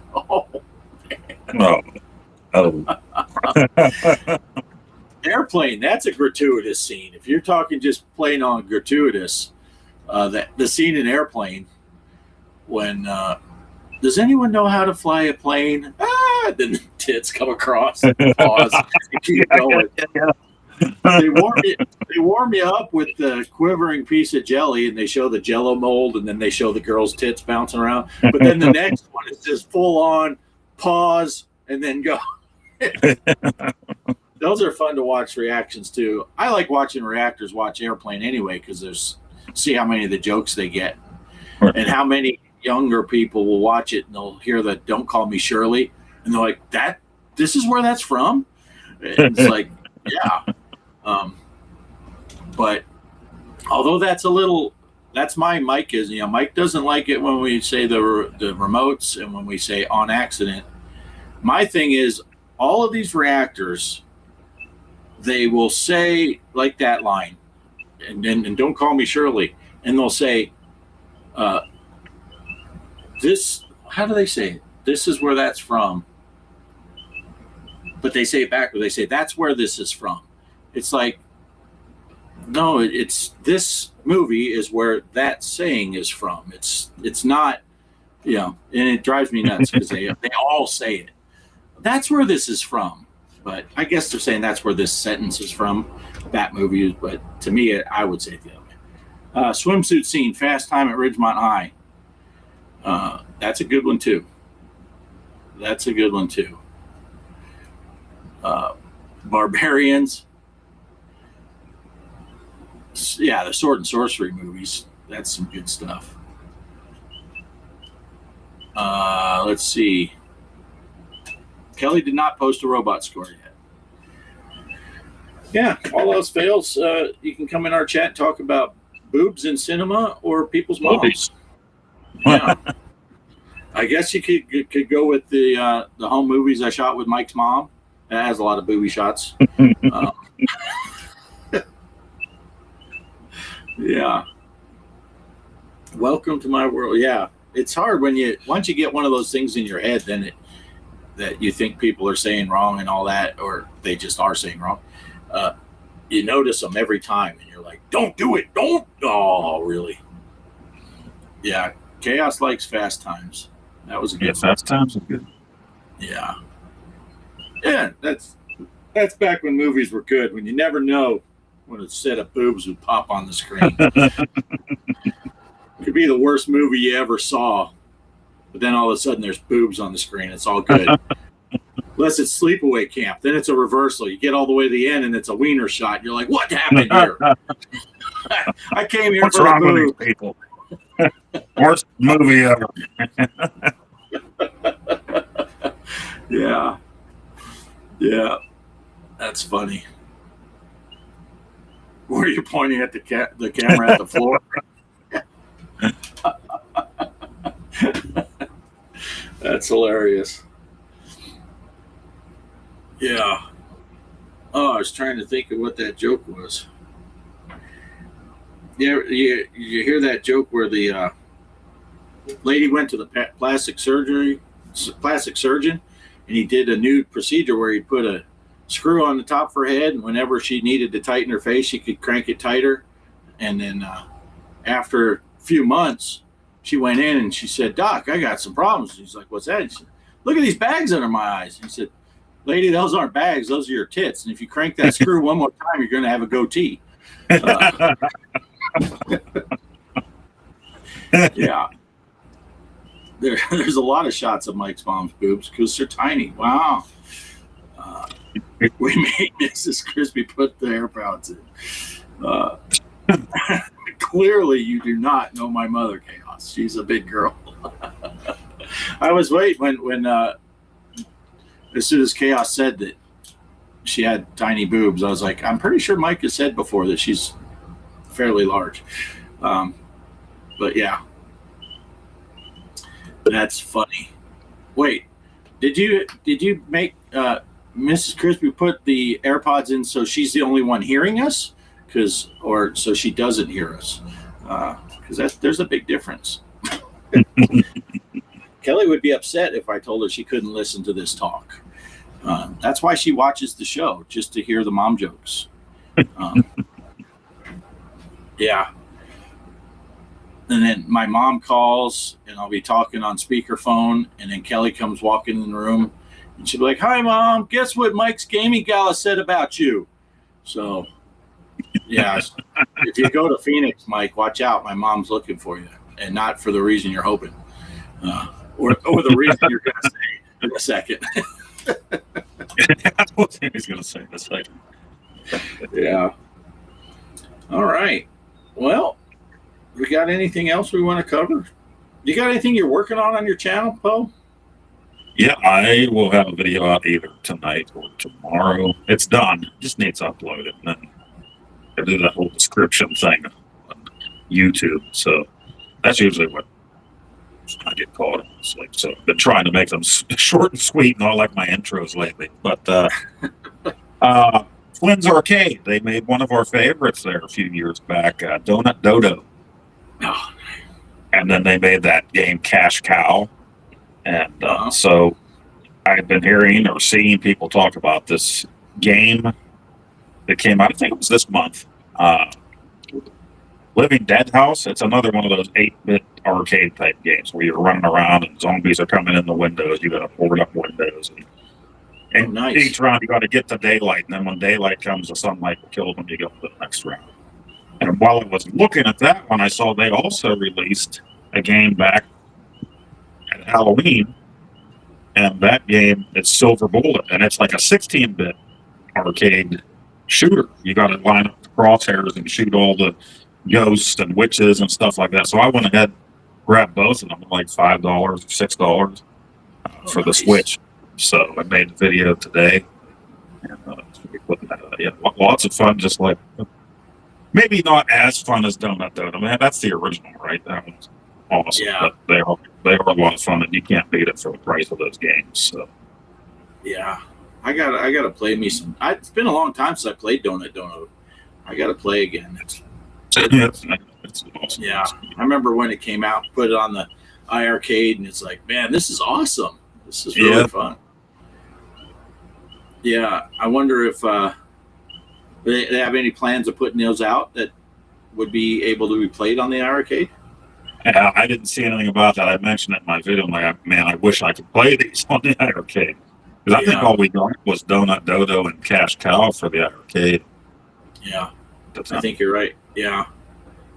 But it is cool to, it's kind of like getting the homebrew games for the consoles and stuff. But to get it to be able to play it on an arcade cabinet is pretty cool. Mad Farmer is made by the same creators as Donut Dodo. I saw that one on there too, and I'd never seen that one before. I almost bought it, but I wanted Silver. So they have their list. I mean, a few years back, I'm looking to see if they had anything new, and I didn't see anything. And now all of a sudden, I'm seeing these games that I missed during the last few years. But I think these were the most recent two, I believe. Nice. Yeah. Looking forward to I think you might like it. Fire up your Switch and give it. Well, I think it's on Steam too. I think they're on Steam too. So whichever way. Yeah, I'd probably be more inclined to get it on the Switch. If I can't get something on the iArcade, I don't play a lot of those types of games out here because it's just too much to fire everything up and get on Steam. Right. And my laptop doesn't really run stuff very good. It does pretty good for editing videos compared to my old laptop, but it can't it can't handle any gaming really. So I pretty much only use this for the simulators. If I'm going to play arcade or pinball, it's all behind me. This stuff is flight and driving. Yeah, if you check them out, Kelly would probably like them too. So yeah, if you do that on the Switch. Yeah. Yeah, and I got to get that dang Jay and Silent Bob. Yeah. And, yeah, I've been doing like a new game every weekend and not finishing any of them. So He-Man comes out in 2 days, I think. Yeah, because I figure Kelly would like that Jay and Silent Bob thing, and it would be like all the other stuff. You know, it took me forever to get her to play Ninja Turtles with me, the old original Ninja Turtle arcade, and then she's mashing the quarter button to add credits while we're playing. She's like, adds a bunch to her, adds a bunch to mine, and so she wants to play all the way to the end. And yeah, which I have on my Simpsons machine. I did that soft mod so you can play the Ninja Turtles on there, 4-player. But I don't have any friends, so it's me and Kelly. But yeah, Derek got Jay and Silent Bob, and he's getting He-Man too. Oh yeah, gotta get the He-Man. Anyway, I have the power. Jake, Right. I do that before I unplug this for the headset. I still got a little bit of time. Yeah. I did just have a tooth extracted, by the way, on this side Thursday. They put me out for it, so I got stitches in there still. It hasn't really hurt, but my gums kind of get like a weird itchy feeling or something like that. And that's what's going on right now. Yeah, I'm nervous about one over here. And that's being very generous and kind of very downplaying. I say I'm nervous about one over here because about a quarter of it came out the other day. Yeah, that's what happened here.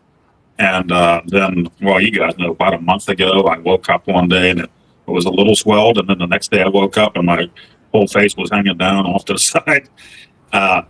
So they killed the infection. And I just now, I went to see my own dentist just Thursday, finally got him to get the surgery done. But I mean, how nice was that? They just put the little thing on, some little bit of gas, and they're talking to me.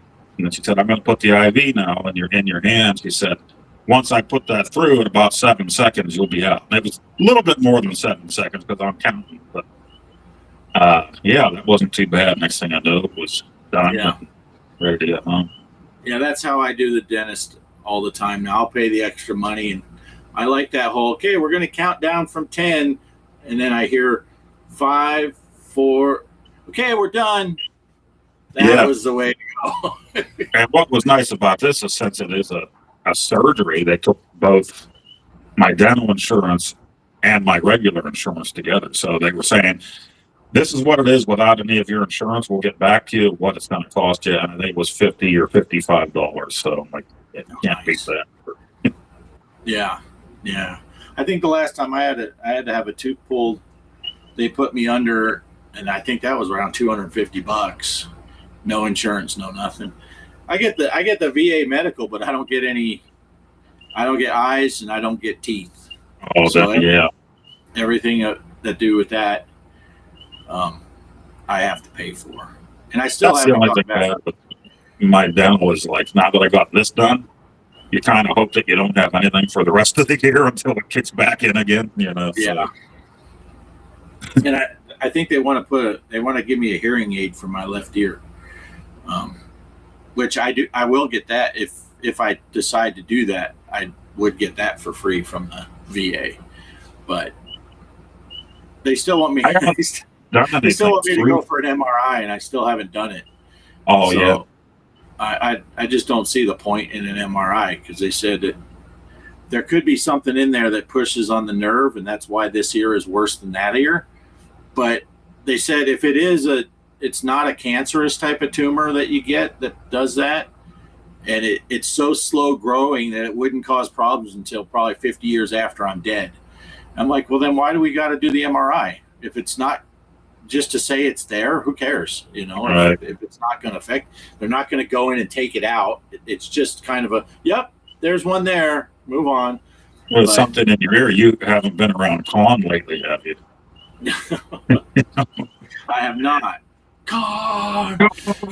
Yeah, right after I saw that movie at a friend's house, and slept over there one night, and I think it was the next week. We're walking home from the bus stop, and I'm talking to my other buddies, and a beetle flew into my ear, and I couldn't get it out of there. I'm just and I'm thinking of that movie, you know. I go racing home. My dad just pulls out a Q-tip and he pulls it out, and there's this freaking beetle. But man, you could hear it like in there making noise and scratching around and crap. Freaked me out. Yeah. The only thing I can think of is why he wants me to get the MRI is if there is a tumor or whatever growing there that's causing it, then that would exclude me saying that it was from flying in the Navy caused me to have ear, and then I wouldn't. And maybe by the reversal would be true too. It would be easier for him to write it off and say, yeah, it was all the noise you were exposed to in the Navy is what caused the hearing loss. So there could be a disability claim or something for it. But I'm not worried about that. I really went in because I got dang tinnitus and I just wanted that documented. But so that's why I'm like, why am I doing this MRI? It's not going to do any good for me, and I'm not looking to get, a claim for the hearing loss in that ear. It's not a tumor. I think I know what it is, but I don't know how I would prove it. You're not supposed to fly when you're sick, especially if you have a head cold, right? Because you can't clear your ears. That's bad news. And I had a flight where we flew up to Norfolk, Virginia from Jacksonville, and I felt a little stuffy, but it wasn't bad. I got one of those Vicks inhaler, looks like a lipstick tube. You could snort on that. Well, on our way back from Norfolk, it wouldn't clear, and I was just completely stuffed up. And as we started descending down into Jacksonville, I was in serious pain, especially on my left side. And I couldn't, plug your nose and blow, do the Valsalva thing and try to pop your ears, yawn, chew gum, all that. Nothing. There was nothing happening. And I was just about to the point where I was going to go up and tell the flight station, you're going to have to level off. My eardrum is about to explode. It hurts so bad. When all of a sudden, it must have been a little pinhole broke through of the mucus or whatever's in there. It sounded like when you take a balloon and pull the neck open, really loud for about 30 seconds, just, and I'm like, it's kind of like Tom Hanks in The Green Mile when he finally can pee. I must have just been looking like, oh my God, that feels so much better. And I think that's what damaged my ear on that side, because it was this ear. And I was like, kind of like, when you shave your head and then you bump it on anything, you're like, I swear it's bleeding. It's got to be bleeding. That's why I was like, God, there's got to be blood trickling out of my ear. It hurts so bad. And I didn't know if that squealing sound was the inside or if it was my eardrum itself broke and it's releasing pressure out. But it was super loud, really long squeal, but the pressure relief was amazing. And I'm like, okay. And then we made it. I should have never went on that flight, and I found out the hard way. But I don't know. How would I prove that, though, and say, yeah, this one time I was flying and this happened? And they'd be like, I'm not sure. I have a buddy of mine that's going now to the VA filing a claim all these years after he got out of the Army because he has the ringing going on. And he's only doing it because his buddy did the same thing. So, and he said it was fairly simple for his buddy to do. So, yeah, I just went in for that, and it's supposed to be a done deal if you float on P3s at any point in your career. Tinnitus is an immediate because they know how loud it is, and you're exposed to. We do 12-hour flights, and my flight station's right next to the engine, so it's like, but it was loud, and so they don't question it. And I think if they do diagnose you with tinnitus and they can connect it, I think it's 10% disability. So it's not like you're going to get a ton of money or anything like that, but it does put you on the list that you have some stuff, and that does open you up for other benefits if you have any service connected disability. And from what he said, as soon as you file it, if they know that you prove that you had it and everything's backdated to the day that you reported it or whatever too. So that's kind of nice. Yeah. So they say before you go, like the day you make the appointment, even if you haven't gone to the doctor yet, file, get the pre-file and all that stuff going. Cause they'll backdate it to that day when you file. Yeah. So if it takes a year to go through, you'll get a year of back pay. And, I want to say it's like $150 or so a month for 10%. But yeah. And then I think 30% is the next big number, because then you get guaranteed. Like I only get VA healthcare because we're poor on paper. We don't make much money because we don't need to make much money. So, because I was only in 5 years, I don't qualify. I'm not retired, but because I'm poor, I don't make enough money. I qualify for healthcare. But if you get to 30%, I think you get it anyway. So there is that one little benefit. So, all right. Crypto says he must prepare to go on the Atari Network show with the 7800 Pro Gamer in 15 minutes. All right. Thanks for hanging out. Tofu's here. Good to see you, Tofu. Tofu, Mom. He says he sees where to go. Mike the bike is here. My mom says hi. Mike says weird. She must miss him. He was there a few hours ago. Nice. And I'm sure there was a bunch of chats while I was talking about that I missed. I don't know. So once again, we started the show and I was feeling like kind of crappy, and now I'm finally starting to feel kind of decent, and we're already almost 2 hours in. Happens every week, it seems like. Yeah, we're about at that hour 45. It has to be eating that dinner before I come on here. Something's bringing me down, making me feel kind of. Yeah. All right. Well, you're feeling better. You go ahead and just talk about whatever. I'll sit back and watch the show with you guys.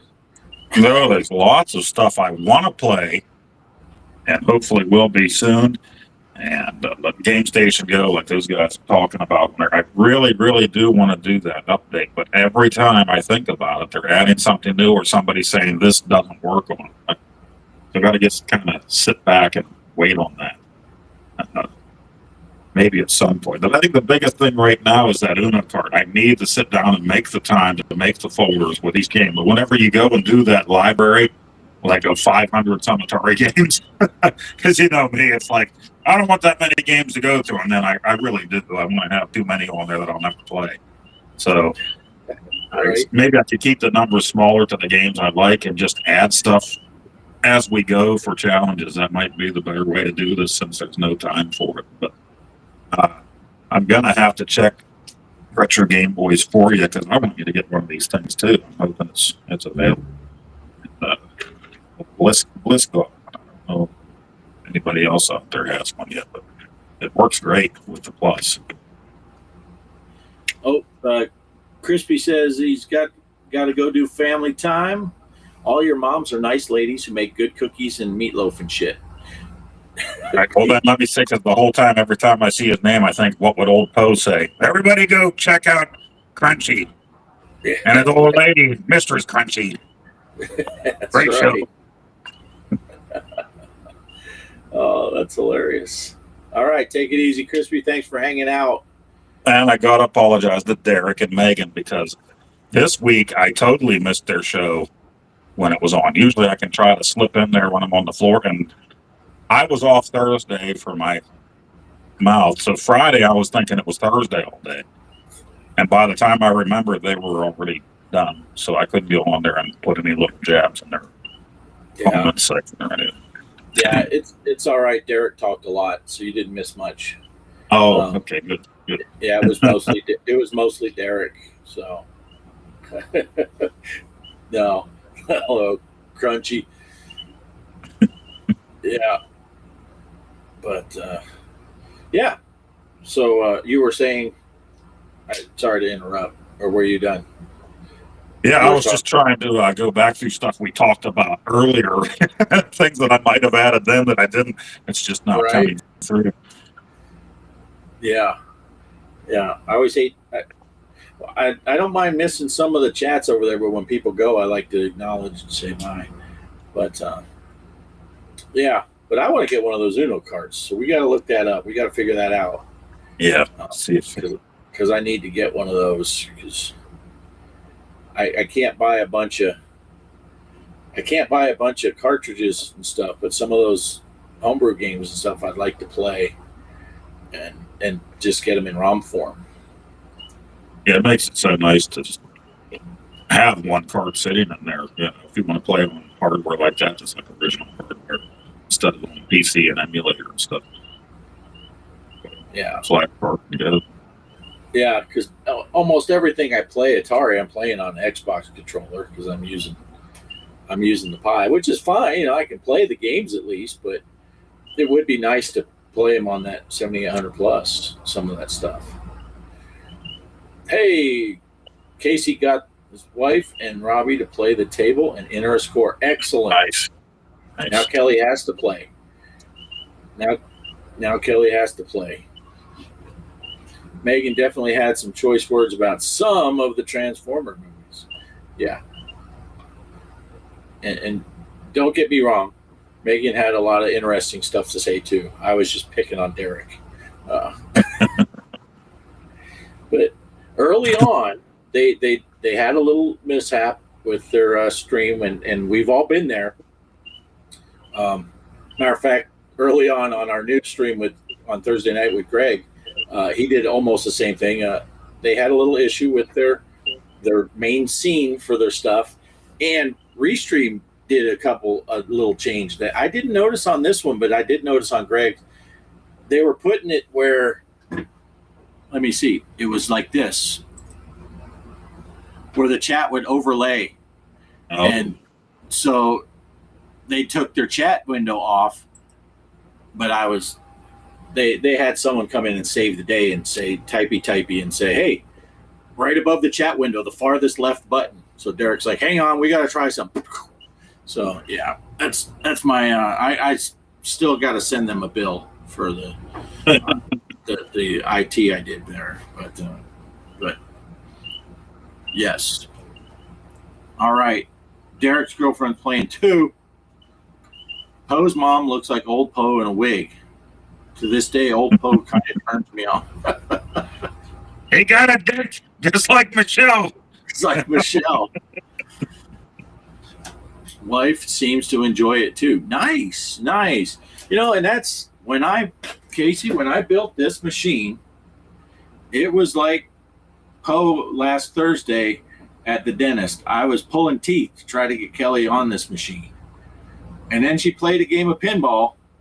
And then an hour later, she let me play again. I think the hardest part for Kelly with playing pinball or any of these games is getting up and actually doing it. Once she gets to the machine, then she has a lot of fun and she keeps playing. Same thing with, you know, some of those 2-player games we were doing and stuff like that. I'd tell her what we're going to play and she'd be like, I don't know, man, I'm going to be horrible at that. I'm not good at these games. And then she's hitting the add credit button. But let's see. Change out time for me. Okay. Kaos says, hopefully none of your mothers reenact the Accused movie on it. Ooh, yeah. That's hey, it's Jodie Foster. Might be bad taste, but I went for it. If it's good taste, that's when we worry about it being in our chat. Didn't she put her initials on Greg's scoreboard? Yes, Kelly had her initials on Greg's Stranger Things pinball machine physical table, not a digital recreation. On one of the side games, she had the highest score on there, and then Greg did an update that was not supposed to erase high scores, but somehow Kelly's got erased. Just Kelly's. But not the score on the Galaga machine, mind you. Although I'm worried about that Galaga score. Greg's been saying something about that Galaga. For those of you that don't know, Greg G. Parker, we went up to his house and had a great time, great visit, and he has a bar top Galaga machine, and the number one score on there happens to be the initials OGA. But I'm not saying it was me, but it might have been me. Yeah. Yep, that's a great table, says Kelly, and Chaos says Greg is such a hater. Yeah, I mean, it's bad enough to pick on a girl, but when the girl's only 3 feet tall, there's something wrong with that too. I mean, she set those records on his pinball table, and she has to reach up to hit the flipper buttons. She can't even see the table. This is how Kelly plays on a full size. You both left your DNA at Greg's. That's right, we did. We left initials on 2 of his machines. Greg has a pretty nice game room. We went down. It's in his upper basement level. He's got 2 physical pinball machines, 2 digital pinball machines. Now 3 because he has the micro on his bar. He has the Galaga little bar top. He has the At Games Legend, the stand-up arcade. What else did he have down there? Yeah, he's got a shit ton of stuff down there crammed in that room. Do that action again. What action was I doing? Kelly playing pinball? I don't know. He's going to clip that and put a big wiener coming over here. But yeah, no. And I think Greg is sincere though when he says he was very upset when he did that update and it took Kelly's score off of there. Yeah, because he did feel bad about that, and it's a neat little reminder, that we were up there, and a reminder of our visit and stuff. Right. He doesn't think my score on his Gala. I think if I would have been in like the 4th place on their top 5, he'd have said, "Yeah, that's awesome to see your initials on my Galaga machine." But since it's the top one, I think. I see. I wouldn't care. Yeah, I'd be proud of that. Stranger Things stuff so cool. Chaos says he's got the ding ding. He does. He has a ding ding table. I ordered another micro real-time tournaments with the family soon. Nice. The Game Freak. I didn't see him come in. Did he just come in? Oh, yeah. Yeah, there he is. Juggling balls, add wiener. There you go.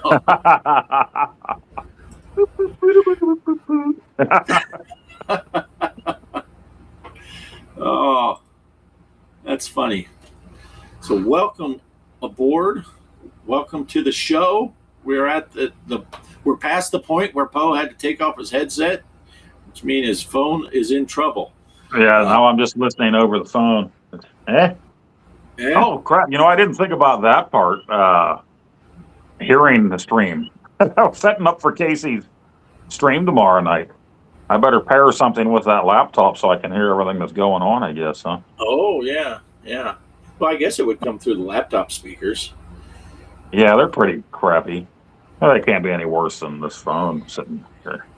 I mean, usually when Casey's talking, I turn the volume off anyway. So I do have a very nice microphone in there for that, so at least you guys can hear me. That's all that counts, right? Yeah. Casey said he checked to see if it was still on sale, and it was, so he felt obligated to buy it. Yeah, it's even cheaper than we bought the first one. So, that whole $5, that'll buy you a table. So there you go. Right. And there's been no word. I don't know if people didn't see our show Thursday night, but the Dinosaur Dynasty 3 was delayed. It was supposed to come out last Thursday, but it was delayed. So, or last Wednesday. No, Thursday. It was supposed to come out Thursday. I think At Games releases their stuff on Thursdays also.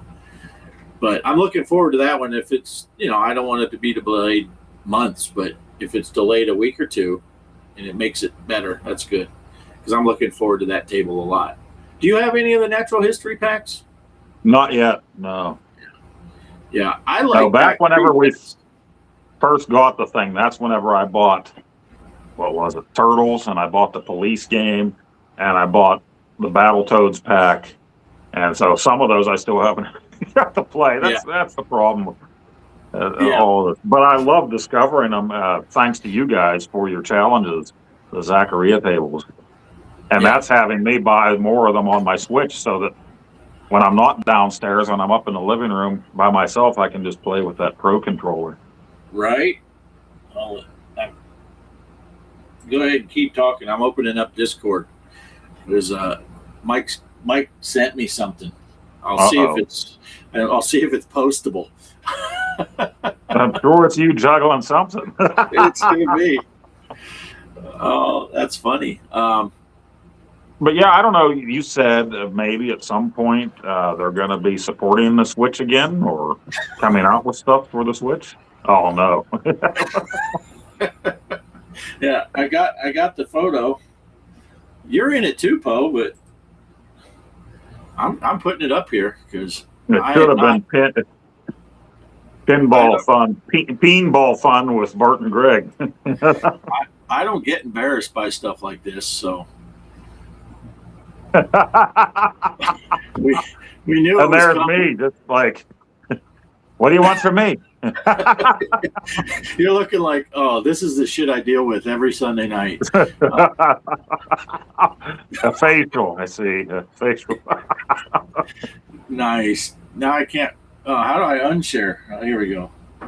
There it is. Get that crap over there. That's good stuff. Now all we can hope is that somebody joined the stream right then. Let's see what this hanging out with Poe and Offgrid's all about. Sure. It'll be posted all over. Oh, really hanging out. Yeah. Everyone's laughing. And I do have a quick little bit of news that's truck stim related. They put out the second gameplay video for Illinois, which usually means they're about a month away. When they put that, they'll put out 2 gameplay videos, and the first one's about 6 weeks out. The second one's about a month away. That posted today. So they're about a month away. We're hoping, those of us that are in the thing, we're hoping by the end of May, early June at the latest, we should have Illinois. And I'm hoping they do something special for the Route 66 stuff. Also, when they do updates, there could be stuff in other states where they'll put in road signs and stuff like that. But that should be coming up. And I posted that thing. I don't know if you saw it. I posted in the simulator thing. The Route 66 Society or something like that acknowledged American Truck Simulator. That's cool. As a company that promotes Route 66 or something, because they've been talking about it for a long time. And the head of SCS, he said for a long time one of his biggest goals with that game was to complete Route 66. So, yeah. Let's see. Yeah, go ahead and read what Game Freak wrote there. Yeah, kind of bummed. I found and bought Pitfall 2 at a reasonable price, but it doesn't run on the Pac-Man edition of the 2600 Plus. I have my original 2600 still, but I don't have an older TV to hook it up to. Oh, that sucks. Yeah, because when you get a cartridge like that, you want to. But I'm wondering. No, I don't think. I think that is one that's still not working on the Plus systems, right? Even with the other updates on Atari Age.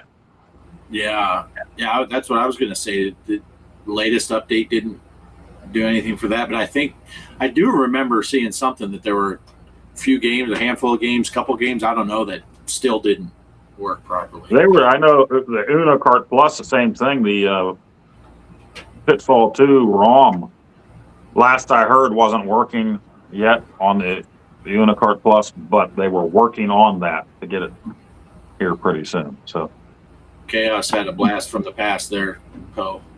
I had to put it up because I figured you'd. Yeah, if you know, you know, right? It's the one thing that you didn't want to see, and it happened. It was hilarious. We all cracked up, but at the same time, Well, everyone but Retro. he was in one of those in shock. Oh, what do I do? Like, well, you take the penis off of your live stream. That's what you do. Yeah, that's hilarious. I mean, I don't know what he was thinking. Let's put the link to our stream right in the description. So anybody, not even just the people that are watching it, you know, anybody that's scrolling through could be like, what's this video about? Oh, I can join it. Yeah, it went about how we thought of Rambo. We still use that reference all the time, Chaos. Whenever there's something that's even semi-relevant in our chat with me and Poe and Mike and all that, there'll be a Rambo pokes his head in. Yeah. Order a converter. They're only a couple bucks. You can put it on your modern television. Yeah, I guess you could do that, right? Convert from the outputs on the original Atari to plug into an HDMI or something. Yeah, but it would be nice if it just worked on the Plus system, right? I know a lot of people love that game.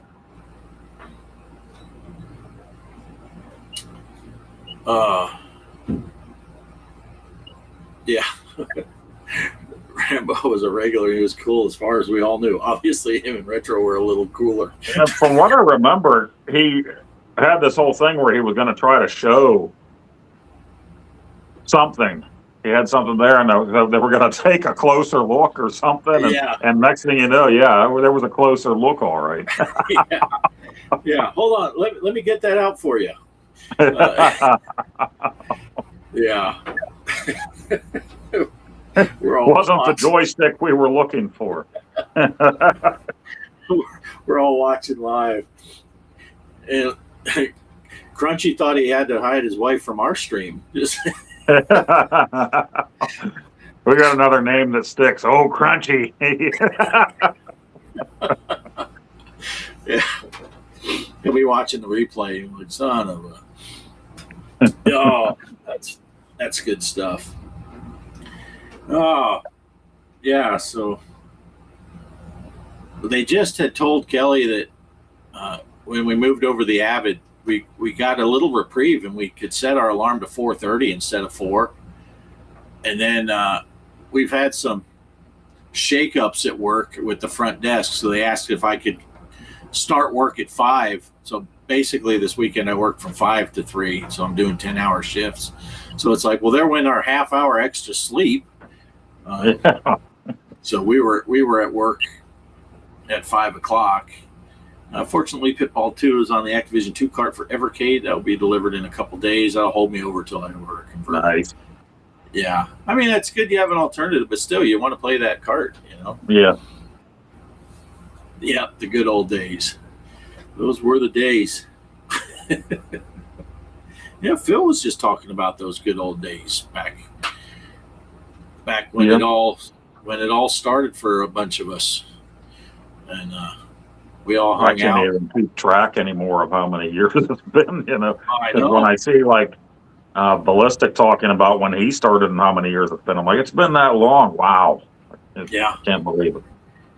And we say all the time, and Chaos, you know, he was back from around in those old days too, and we poke fun, and there's some stories behind all those guys, but if it weren't for those guys, well, that's how we all met.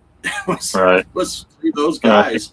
And here we all are still together and hanging out and talking and have good times and laughing at them instead of with them.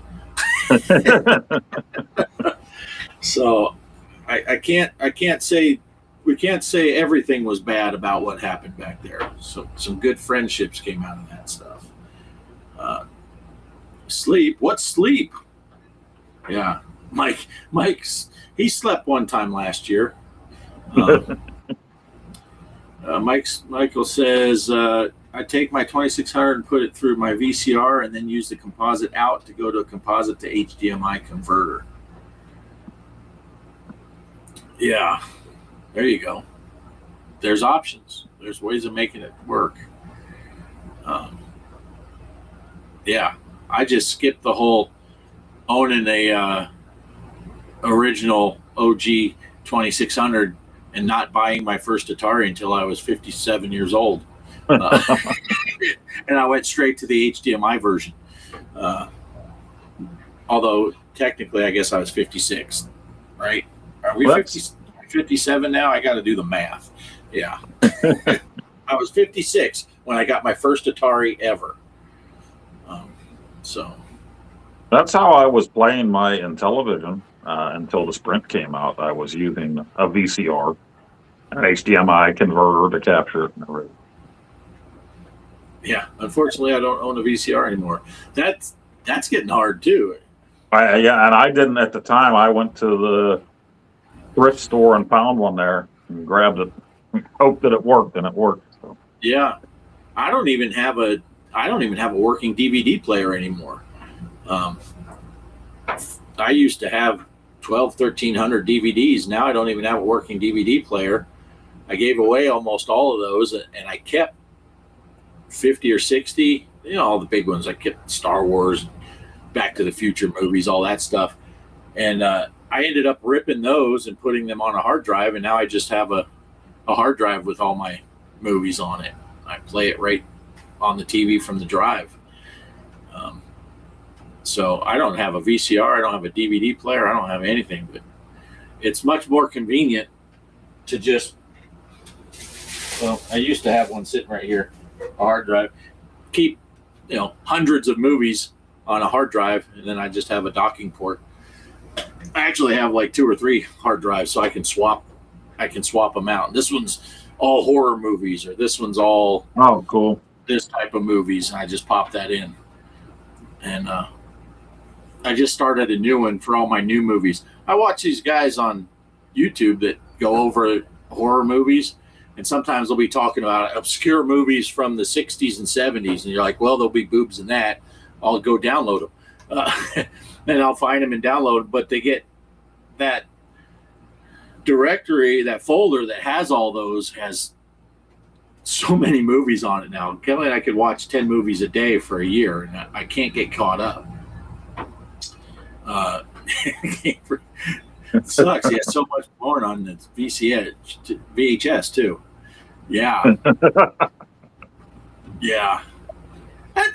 That gets you on a whole new thing. We were watching a show the other day, and they were talking about the potential collapse of OnlyFans. Did you see that? The guy that was running that thing died.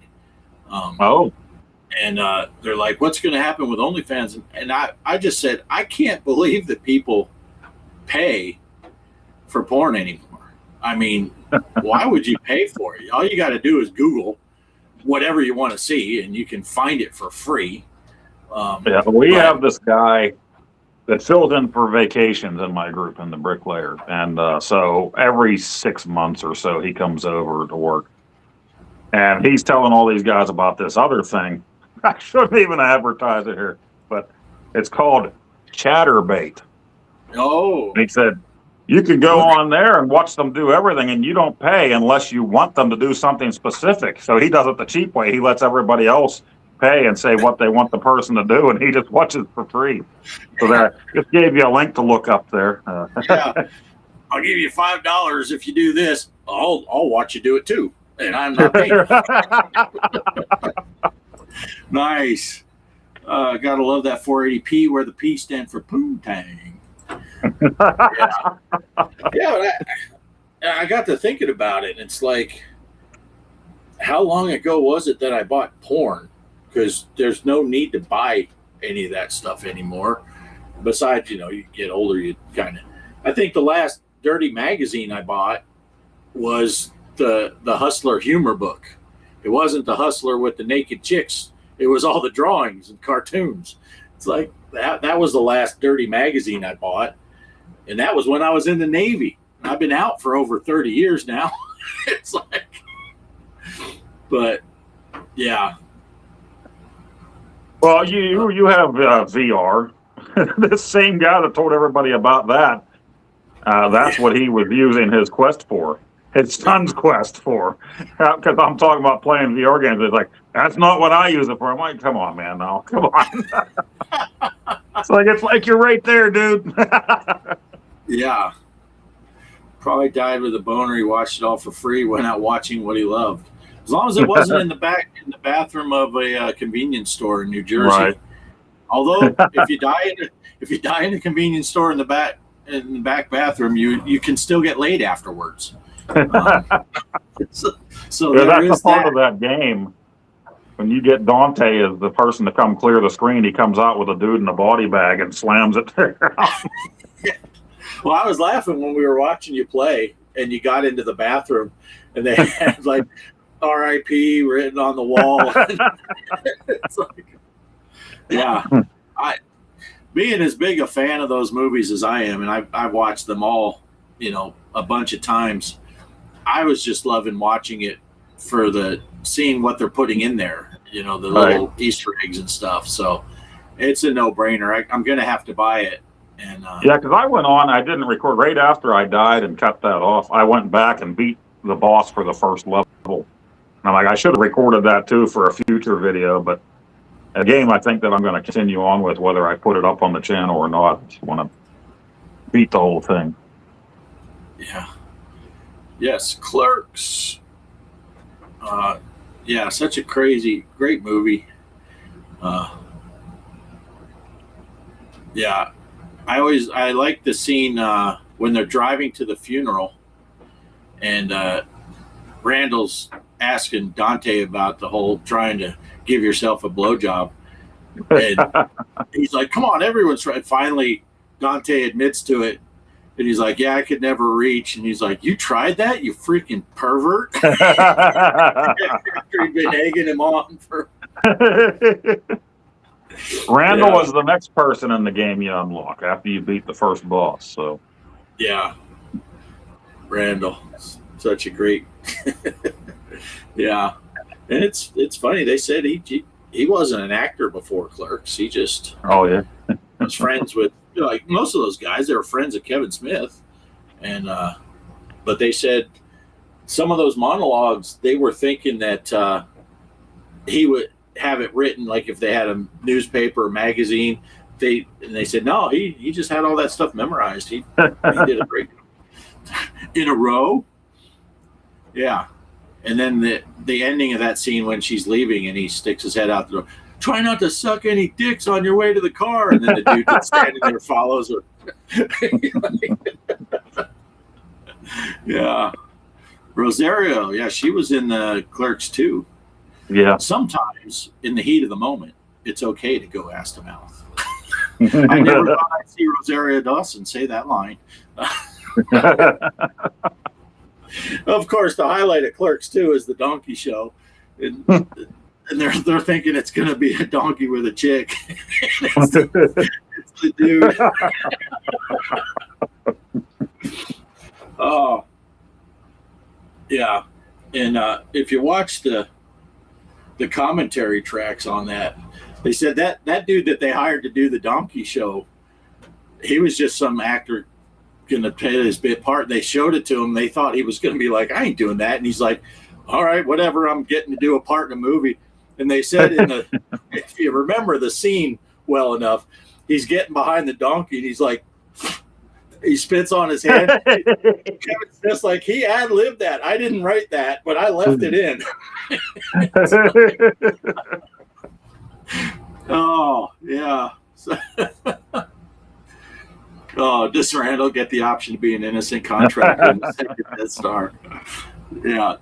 great. That was a great section of dialogue. That whole Star Wars, Yeah, the first one, it was completed. Those were all Army guys. But that second one, that was still under construction.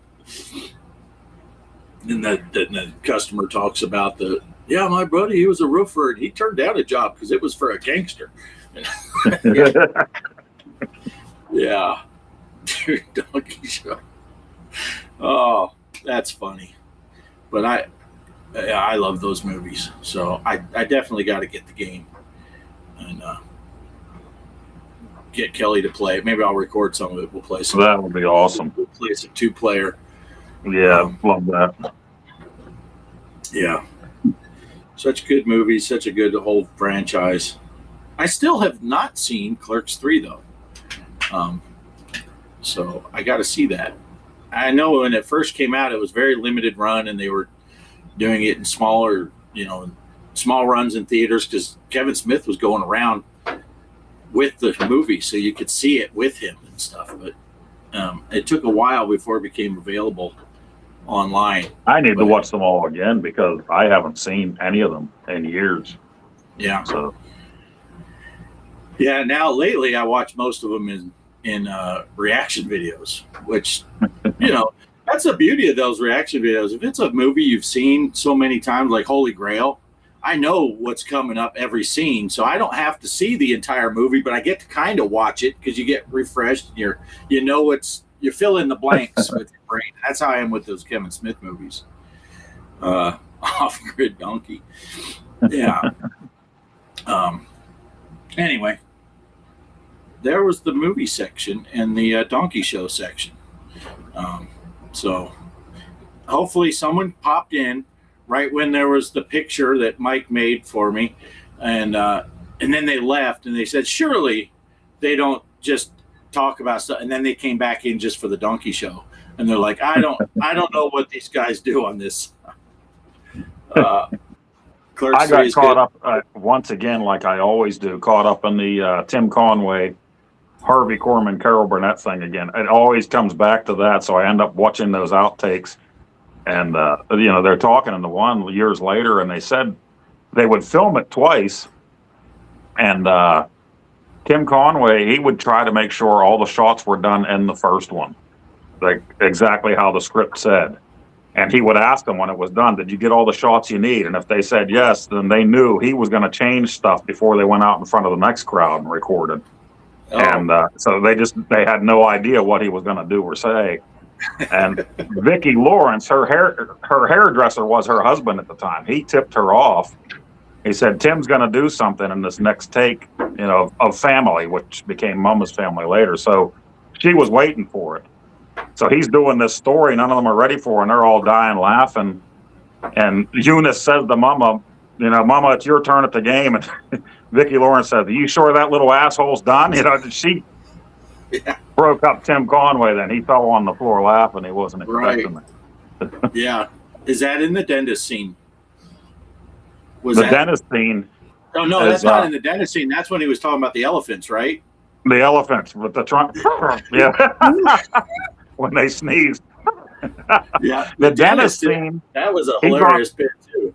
Yeah, and he got that from when he was in the military. He went to get dental work done while he was in the military, and he said the dentist put the needle clear through his cheek and out the other side, and it hit the dentist's other hand, and he got Novocaine in his hand. So then he just added to it after that. He stuck himself in the leg and in the head and everything else, when he was doing that sketch. Wow. Yeah, the elephant story. Little monkey would run across their trunks. Oh, my mom loved Vicki Lawrence. Yeah. Yeah, Tim Conway was just amazing, hilarious. And it was always just a matter of time waiting for Harvey Korman to lose it. Yeah. He just he couldn't take it. Yeah. Yeah, Dennis Skid was, but there are so many. Yeah, those guys were awesome. Lyle Wagner in the one is supposed to be a U.S. pilot in World War II, and he's being interrogated by Tim Conway. Tim Conway pulls out the little Hitler puppet and just starts going on. He starts singing, she'll be coming around the mountain with the puppet. He's only supposed to do one line. He ends up singing the whole song and just breaks Wagner up in it. Yeah. Wasn't Dick Van Dyke was in the elephant bit too, wasn't he? Yep, yes, he was. And when Vicki Lawrence says the asshole line, he falls off the edge of the couch too. And, yeah, Dorf on golf too. Yeah, yeah. Tim Conway, just hilarious. What was it? What was that thing that he did to his wife? In the hotel room. Was that? Yeah, I can't remember. I just saw it the other day. He was talking. He was turning the lights on. Oh yeah. It said there was a clapper. And then he got her to whisper in, because even if she talked, he'd turn the light switch on and off. Yeah. And so she called maintenance up. Maintenance up, and then he stopped doing it. That's right. It's the hotel room, the clapper. Yeah. Oh, yeah. Got to go watch the elephant thing again, says Megan. Used to laugh so hard at that show. Yeah, we're going to have to. Also, the great. Oh, that's Chaos. You know how I laugh. Imagine my mom with the same laugh watching Mama's Family. Yeah, Vicki Lawrence came to Greensburg here a couple times and performed as Mama at the theater in the last few years. But she came to Steel City Con in Monroeville here. The last time she came was the first time she ever went into character for pictures with fans, they said. So she actually brought the Mama gear and just for pictures. Mike got to meet Tim Conway about 20 years ago. He was always on, cracking jokes. Oh, what a great dude. Wow. We would watch the Carol Burnett show after school every day, even as kids, when it was in syndication. And McHale's Navy would be on in the mornings and summer vacation. We watched McHale's Navy all the time. Nice. Yeah, Mike, the clapper with the light. Yeah. Oh, such good stuff. They just don't have stuff like that anymore. I know we sound old when we say that, but it just seems accurate, the stuff that was on TV back then. And yeah, well, it seems like something happened in music also, and I found out firsthand. They got to be this thing in Hollywood, whether it's music or movies, whatever's the big hit. We'll just copy that, instead of having new original stuff and coming up with, and look at what's in the movies now. Half the movies are either remakes or sequels. It's like, where's just an original movie, Right. It's crazy, But yeah, Tim Conway in the Disney movie. Yeah, they like to pair him with Don Knotts, Apple Dumpling Gang, right? The Private Eyes. I love that one. Yeah. Really good. Oh, yeah. Don Knotts hilarious. One of Don Knotts' best movies by himself is The Ghost and Mr. Chicken. Ghost, yeah. That's all. Now we're getting into Don Knotts stuff. Yeah. Guys, your thoughts on Gilligan's Planet Z? What is that? I don't even know what it is. Gilligan's Planet, wasn't there a cartoon that was Gilligan's Planet? Oh, was it? I don't know. I don't remember. A lot of short-lived cartoons with celebrities back in the day. Well, we get the Dukes of Hazzard, Laverne and Shirley. We had Happy Days cartoon. Mork and Mindy. The Gary Coleman show. I just like that, Gilligan's Island, you talk about that and how Bob Denver was such a good guy to the rest of the cast and all that. He was driving the push behind, instead of having the theme song and the rest, mentioned the Professor and Mary Ann. And they were going to do a TV guide cover that was just going to be him and the skipper. He's like, no, we're all on, or no, I'm not doing it, and stuff like that. He was all about, we are an ensemble cast. Yeah. And Mr. Limpet, says Kelly. Yes, Mr. Limpet. Definitely Mr. Limpet. There will never be another Carol Burnett show. That's true.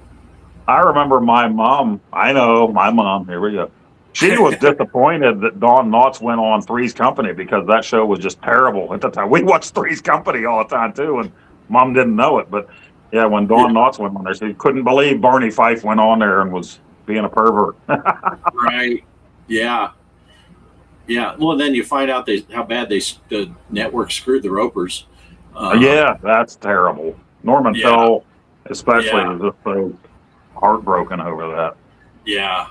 They were hilarious on that show, though. I mean, I guess you get the idea of getting your own show. Yeah. It's always doing the finger thing. Yeah. But they were so perfect for that. You know, the Ropers were just that was And brilliant. I remember my brother even pointing that out back when we were watching, Mr. Roper breaking the fourth wall. You know, he'd make fun of his wife and then he'd look at the camera and laugh. And we thought that was hilarious too. It was great. It was great.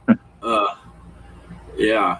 And it's true, you know, comedy like that doesn't exist anymore, said Megan. Yeah, it's true. You can thank Tracy Ullman for The Simpsons. That's right. That's where The Simpsons Well, we started. watched it. Yep, my brother and I would watch that, and it's Gary Shandling show. That's when Fox first came out. We didn't have the premium channels to see them air, you know, like Gary Shandling or anything like that until they brought it to the new Fox back then. Yeah. And we just thought Gary Shandling show was freaking hilarious. Yeah. Another one, breaking the fourth wall. That's all they did in that show. He would talk to the camera the whole time. When The Simpsons was on Tracy Ullman, I didn't know about it yet. And one of the guys I was in the Navy when that came out, and one of my buddies in my shop, he came in, and when I'd come in the room, he'd bark, and he'd do a homer, and I didn't know what he was talking about. He said, "Yeah, that little cartoon thing they do on the Tracy Ullman show." And I'm like, "What are you talking about?" I knew Tracy Ullman show, but I didn't watch it very often. And so I watched, I'm like, "Oh, geez, yeah, they got the bar." And of course, back then I was married to my wife. My ex-wife's name is Lisa. So when the Simpsons came out, "Oh, you married your sister." But I always said I married her before the Simpsons came out. So he owes me some money for the whole Bart and Lisa. But yeah, I'm not shaving my beard till my summer harvest is over. I'm going for the Randy Quaid look, and I'm going to shave it and go for the Uncle Eddie. The only reason to watch Three's Company was Suzanne Summers. She was a good reason to watch it, but you know, she left, and at one point they had the nurse, Terry was her name. Terry. Yeah, Terry. If you watch Mallrats, she has a third nipple, and you can see Terry's gratuitous bosoms are on. See, it all works full circle. We get back to the Kevin Smith movies. The ambiguously gay duo. They're ambiguously gay. Yes. Yeah. Yeah. Right. One of my favorite SNL sketches was when they did, John Travolta was hosting. They did Reservoir Dogs, but it was Welcome Back, Kotter. And Adam Sandler was Juan Epstein, and David Spade was Arnold Horshack. They just, it was so freaking hilarious. And Michael McKean was part of Saturday Night Live at the time. So when it all comes right down to it, they got Mr. Woodman tied up, and they're playing the music, Stuck in the Middle with You, and Barbarino's dancing around getting ready to light them on fire, you know. And Lenny and Squiggy come breaking in. They brought Squiggy on to be in that episode. They're like, "Hello," you know, they come with their guns. And Wow. Barbarino's like, "Up your nose with a rubber hose." And Squiggy says, "Up your gizzard with a rubber lizard." And then all of a sudden Steve Buscemi comes in and he says, "Up your hole with a something." I can't remember what he says, but so they had all of them there. It's a great sketch altogether. I think Michael Myers was Mr. Kotter. I'm gonna have to look for that. I never saw that. One of my favorites of all time. Yeah. I didn't watch a lot of Saturday Night Live, but so I'd have to catch the skits and stuff later. Yeah, it's like the scene. They do an opening scene where Mr. Carter's telling a joke like he always does, and then some hitmen come in and try to kill him. But then the sweat hogs are on the fire escape and they shoot the bad guys. And then they go into a whole Quentin Tarantino thing, and slow motion, they're walking to the music of Reservoir Dogs. Juan Epstein, Arnold Horshack. Friggin' hilarious. Nice. Yeah. Of course, one of my favorite little sketch things. What was it on Mad TV? Who did the one where the knockoff of Rudolph the Red-Nosed Reindeer? You got I think it was Mad TV. Hitman of the North, and they Rampaging Rudolph, or they send Yukon Corleone. They send Mrs. Claus Santa's head in a box. They got the elf with the glasses, and he gets shot in the eye. That was good stuff. Raging Rudolph, right? Yeah, the Hitman of the North. Oh, all right. Well, what are we at? 2.5 hours. Yeah, I think I feel like I could go to bed. Yeah, me too. I'm tired, but you got to get up in the morning. I don't have anything going on. So, but all right. I think we're going to roll that big end credit scene at the end.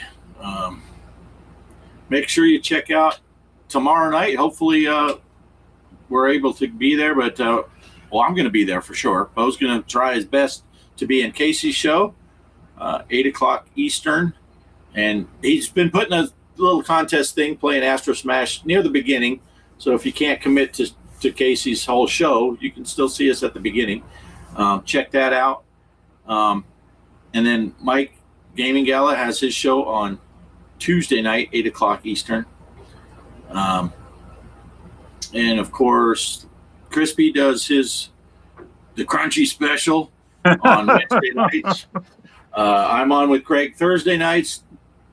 That gets you to Megan and Derek on Friday, 1 o'clock Eastern, Friday afternoons. And Mike's Gaming Gala on Saturday, 2 o'clock Eastern. Brings you right back to us. So that busy week, something to watch every night. And a lot of those shows, a lot of us will be in the chat. So we'll see you there. Apparently, I got a bunch of scores to add to the robot tournament because a lot of people have been playing.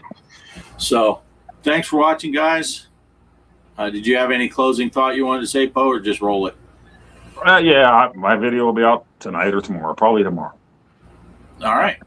There we go. Here you go, the moment you've all been waiting for. Thanks for stopping by, guys. We hope to see you next week. Hanging out with Poe and Offgrid. Yeah, the retro game stories. You know what they did. From Atari to Zaxxon, every secret unwound. Best closing credits theme. The baddest around.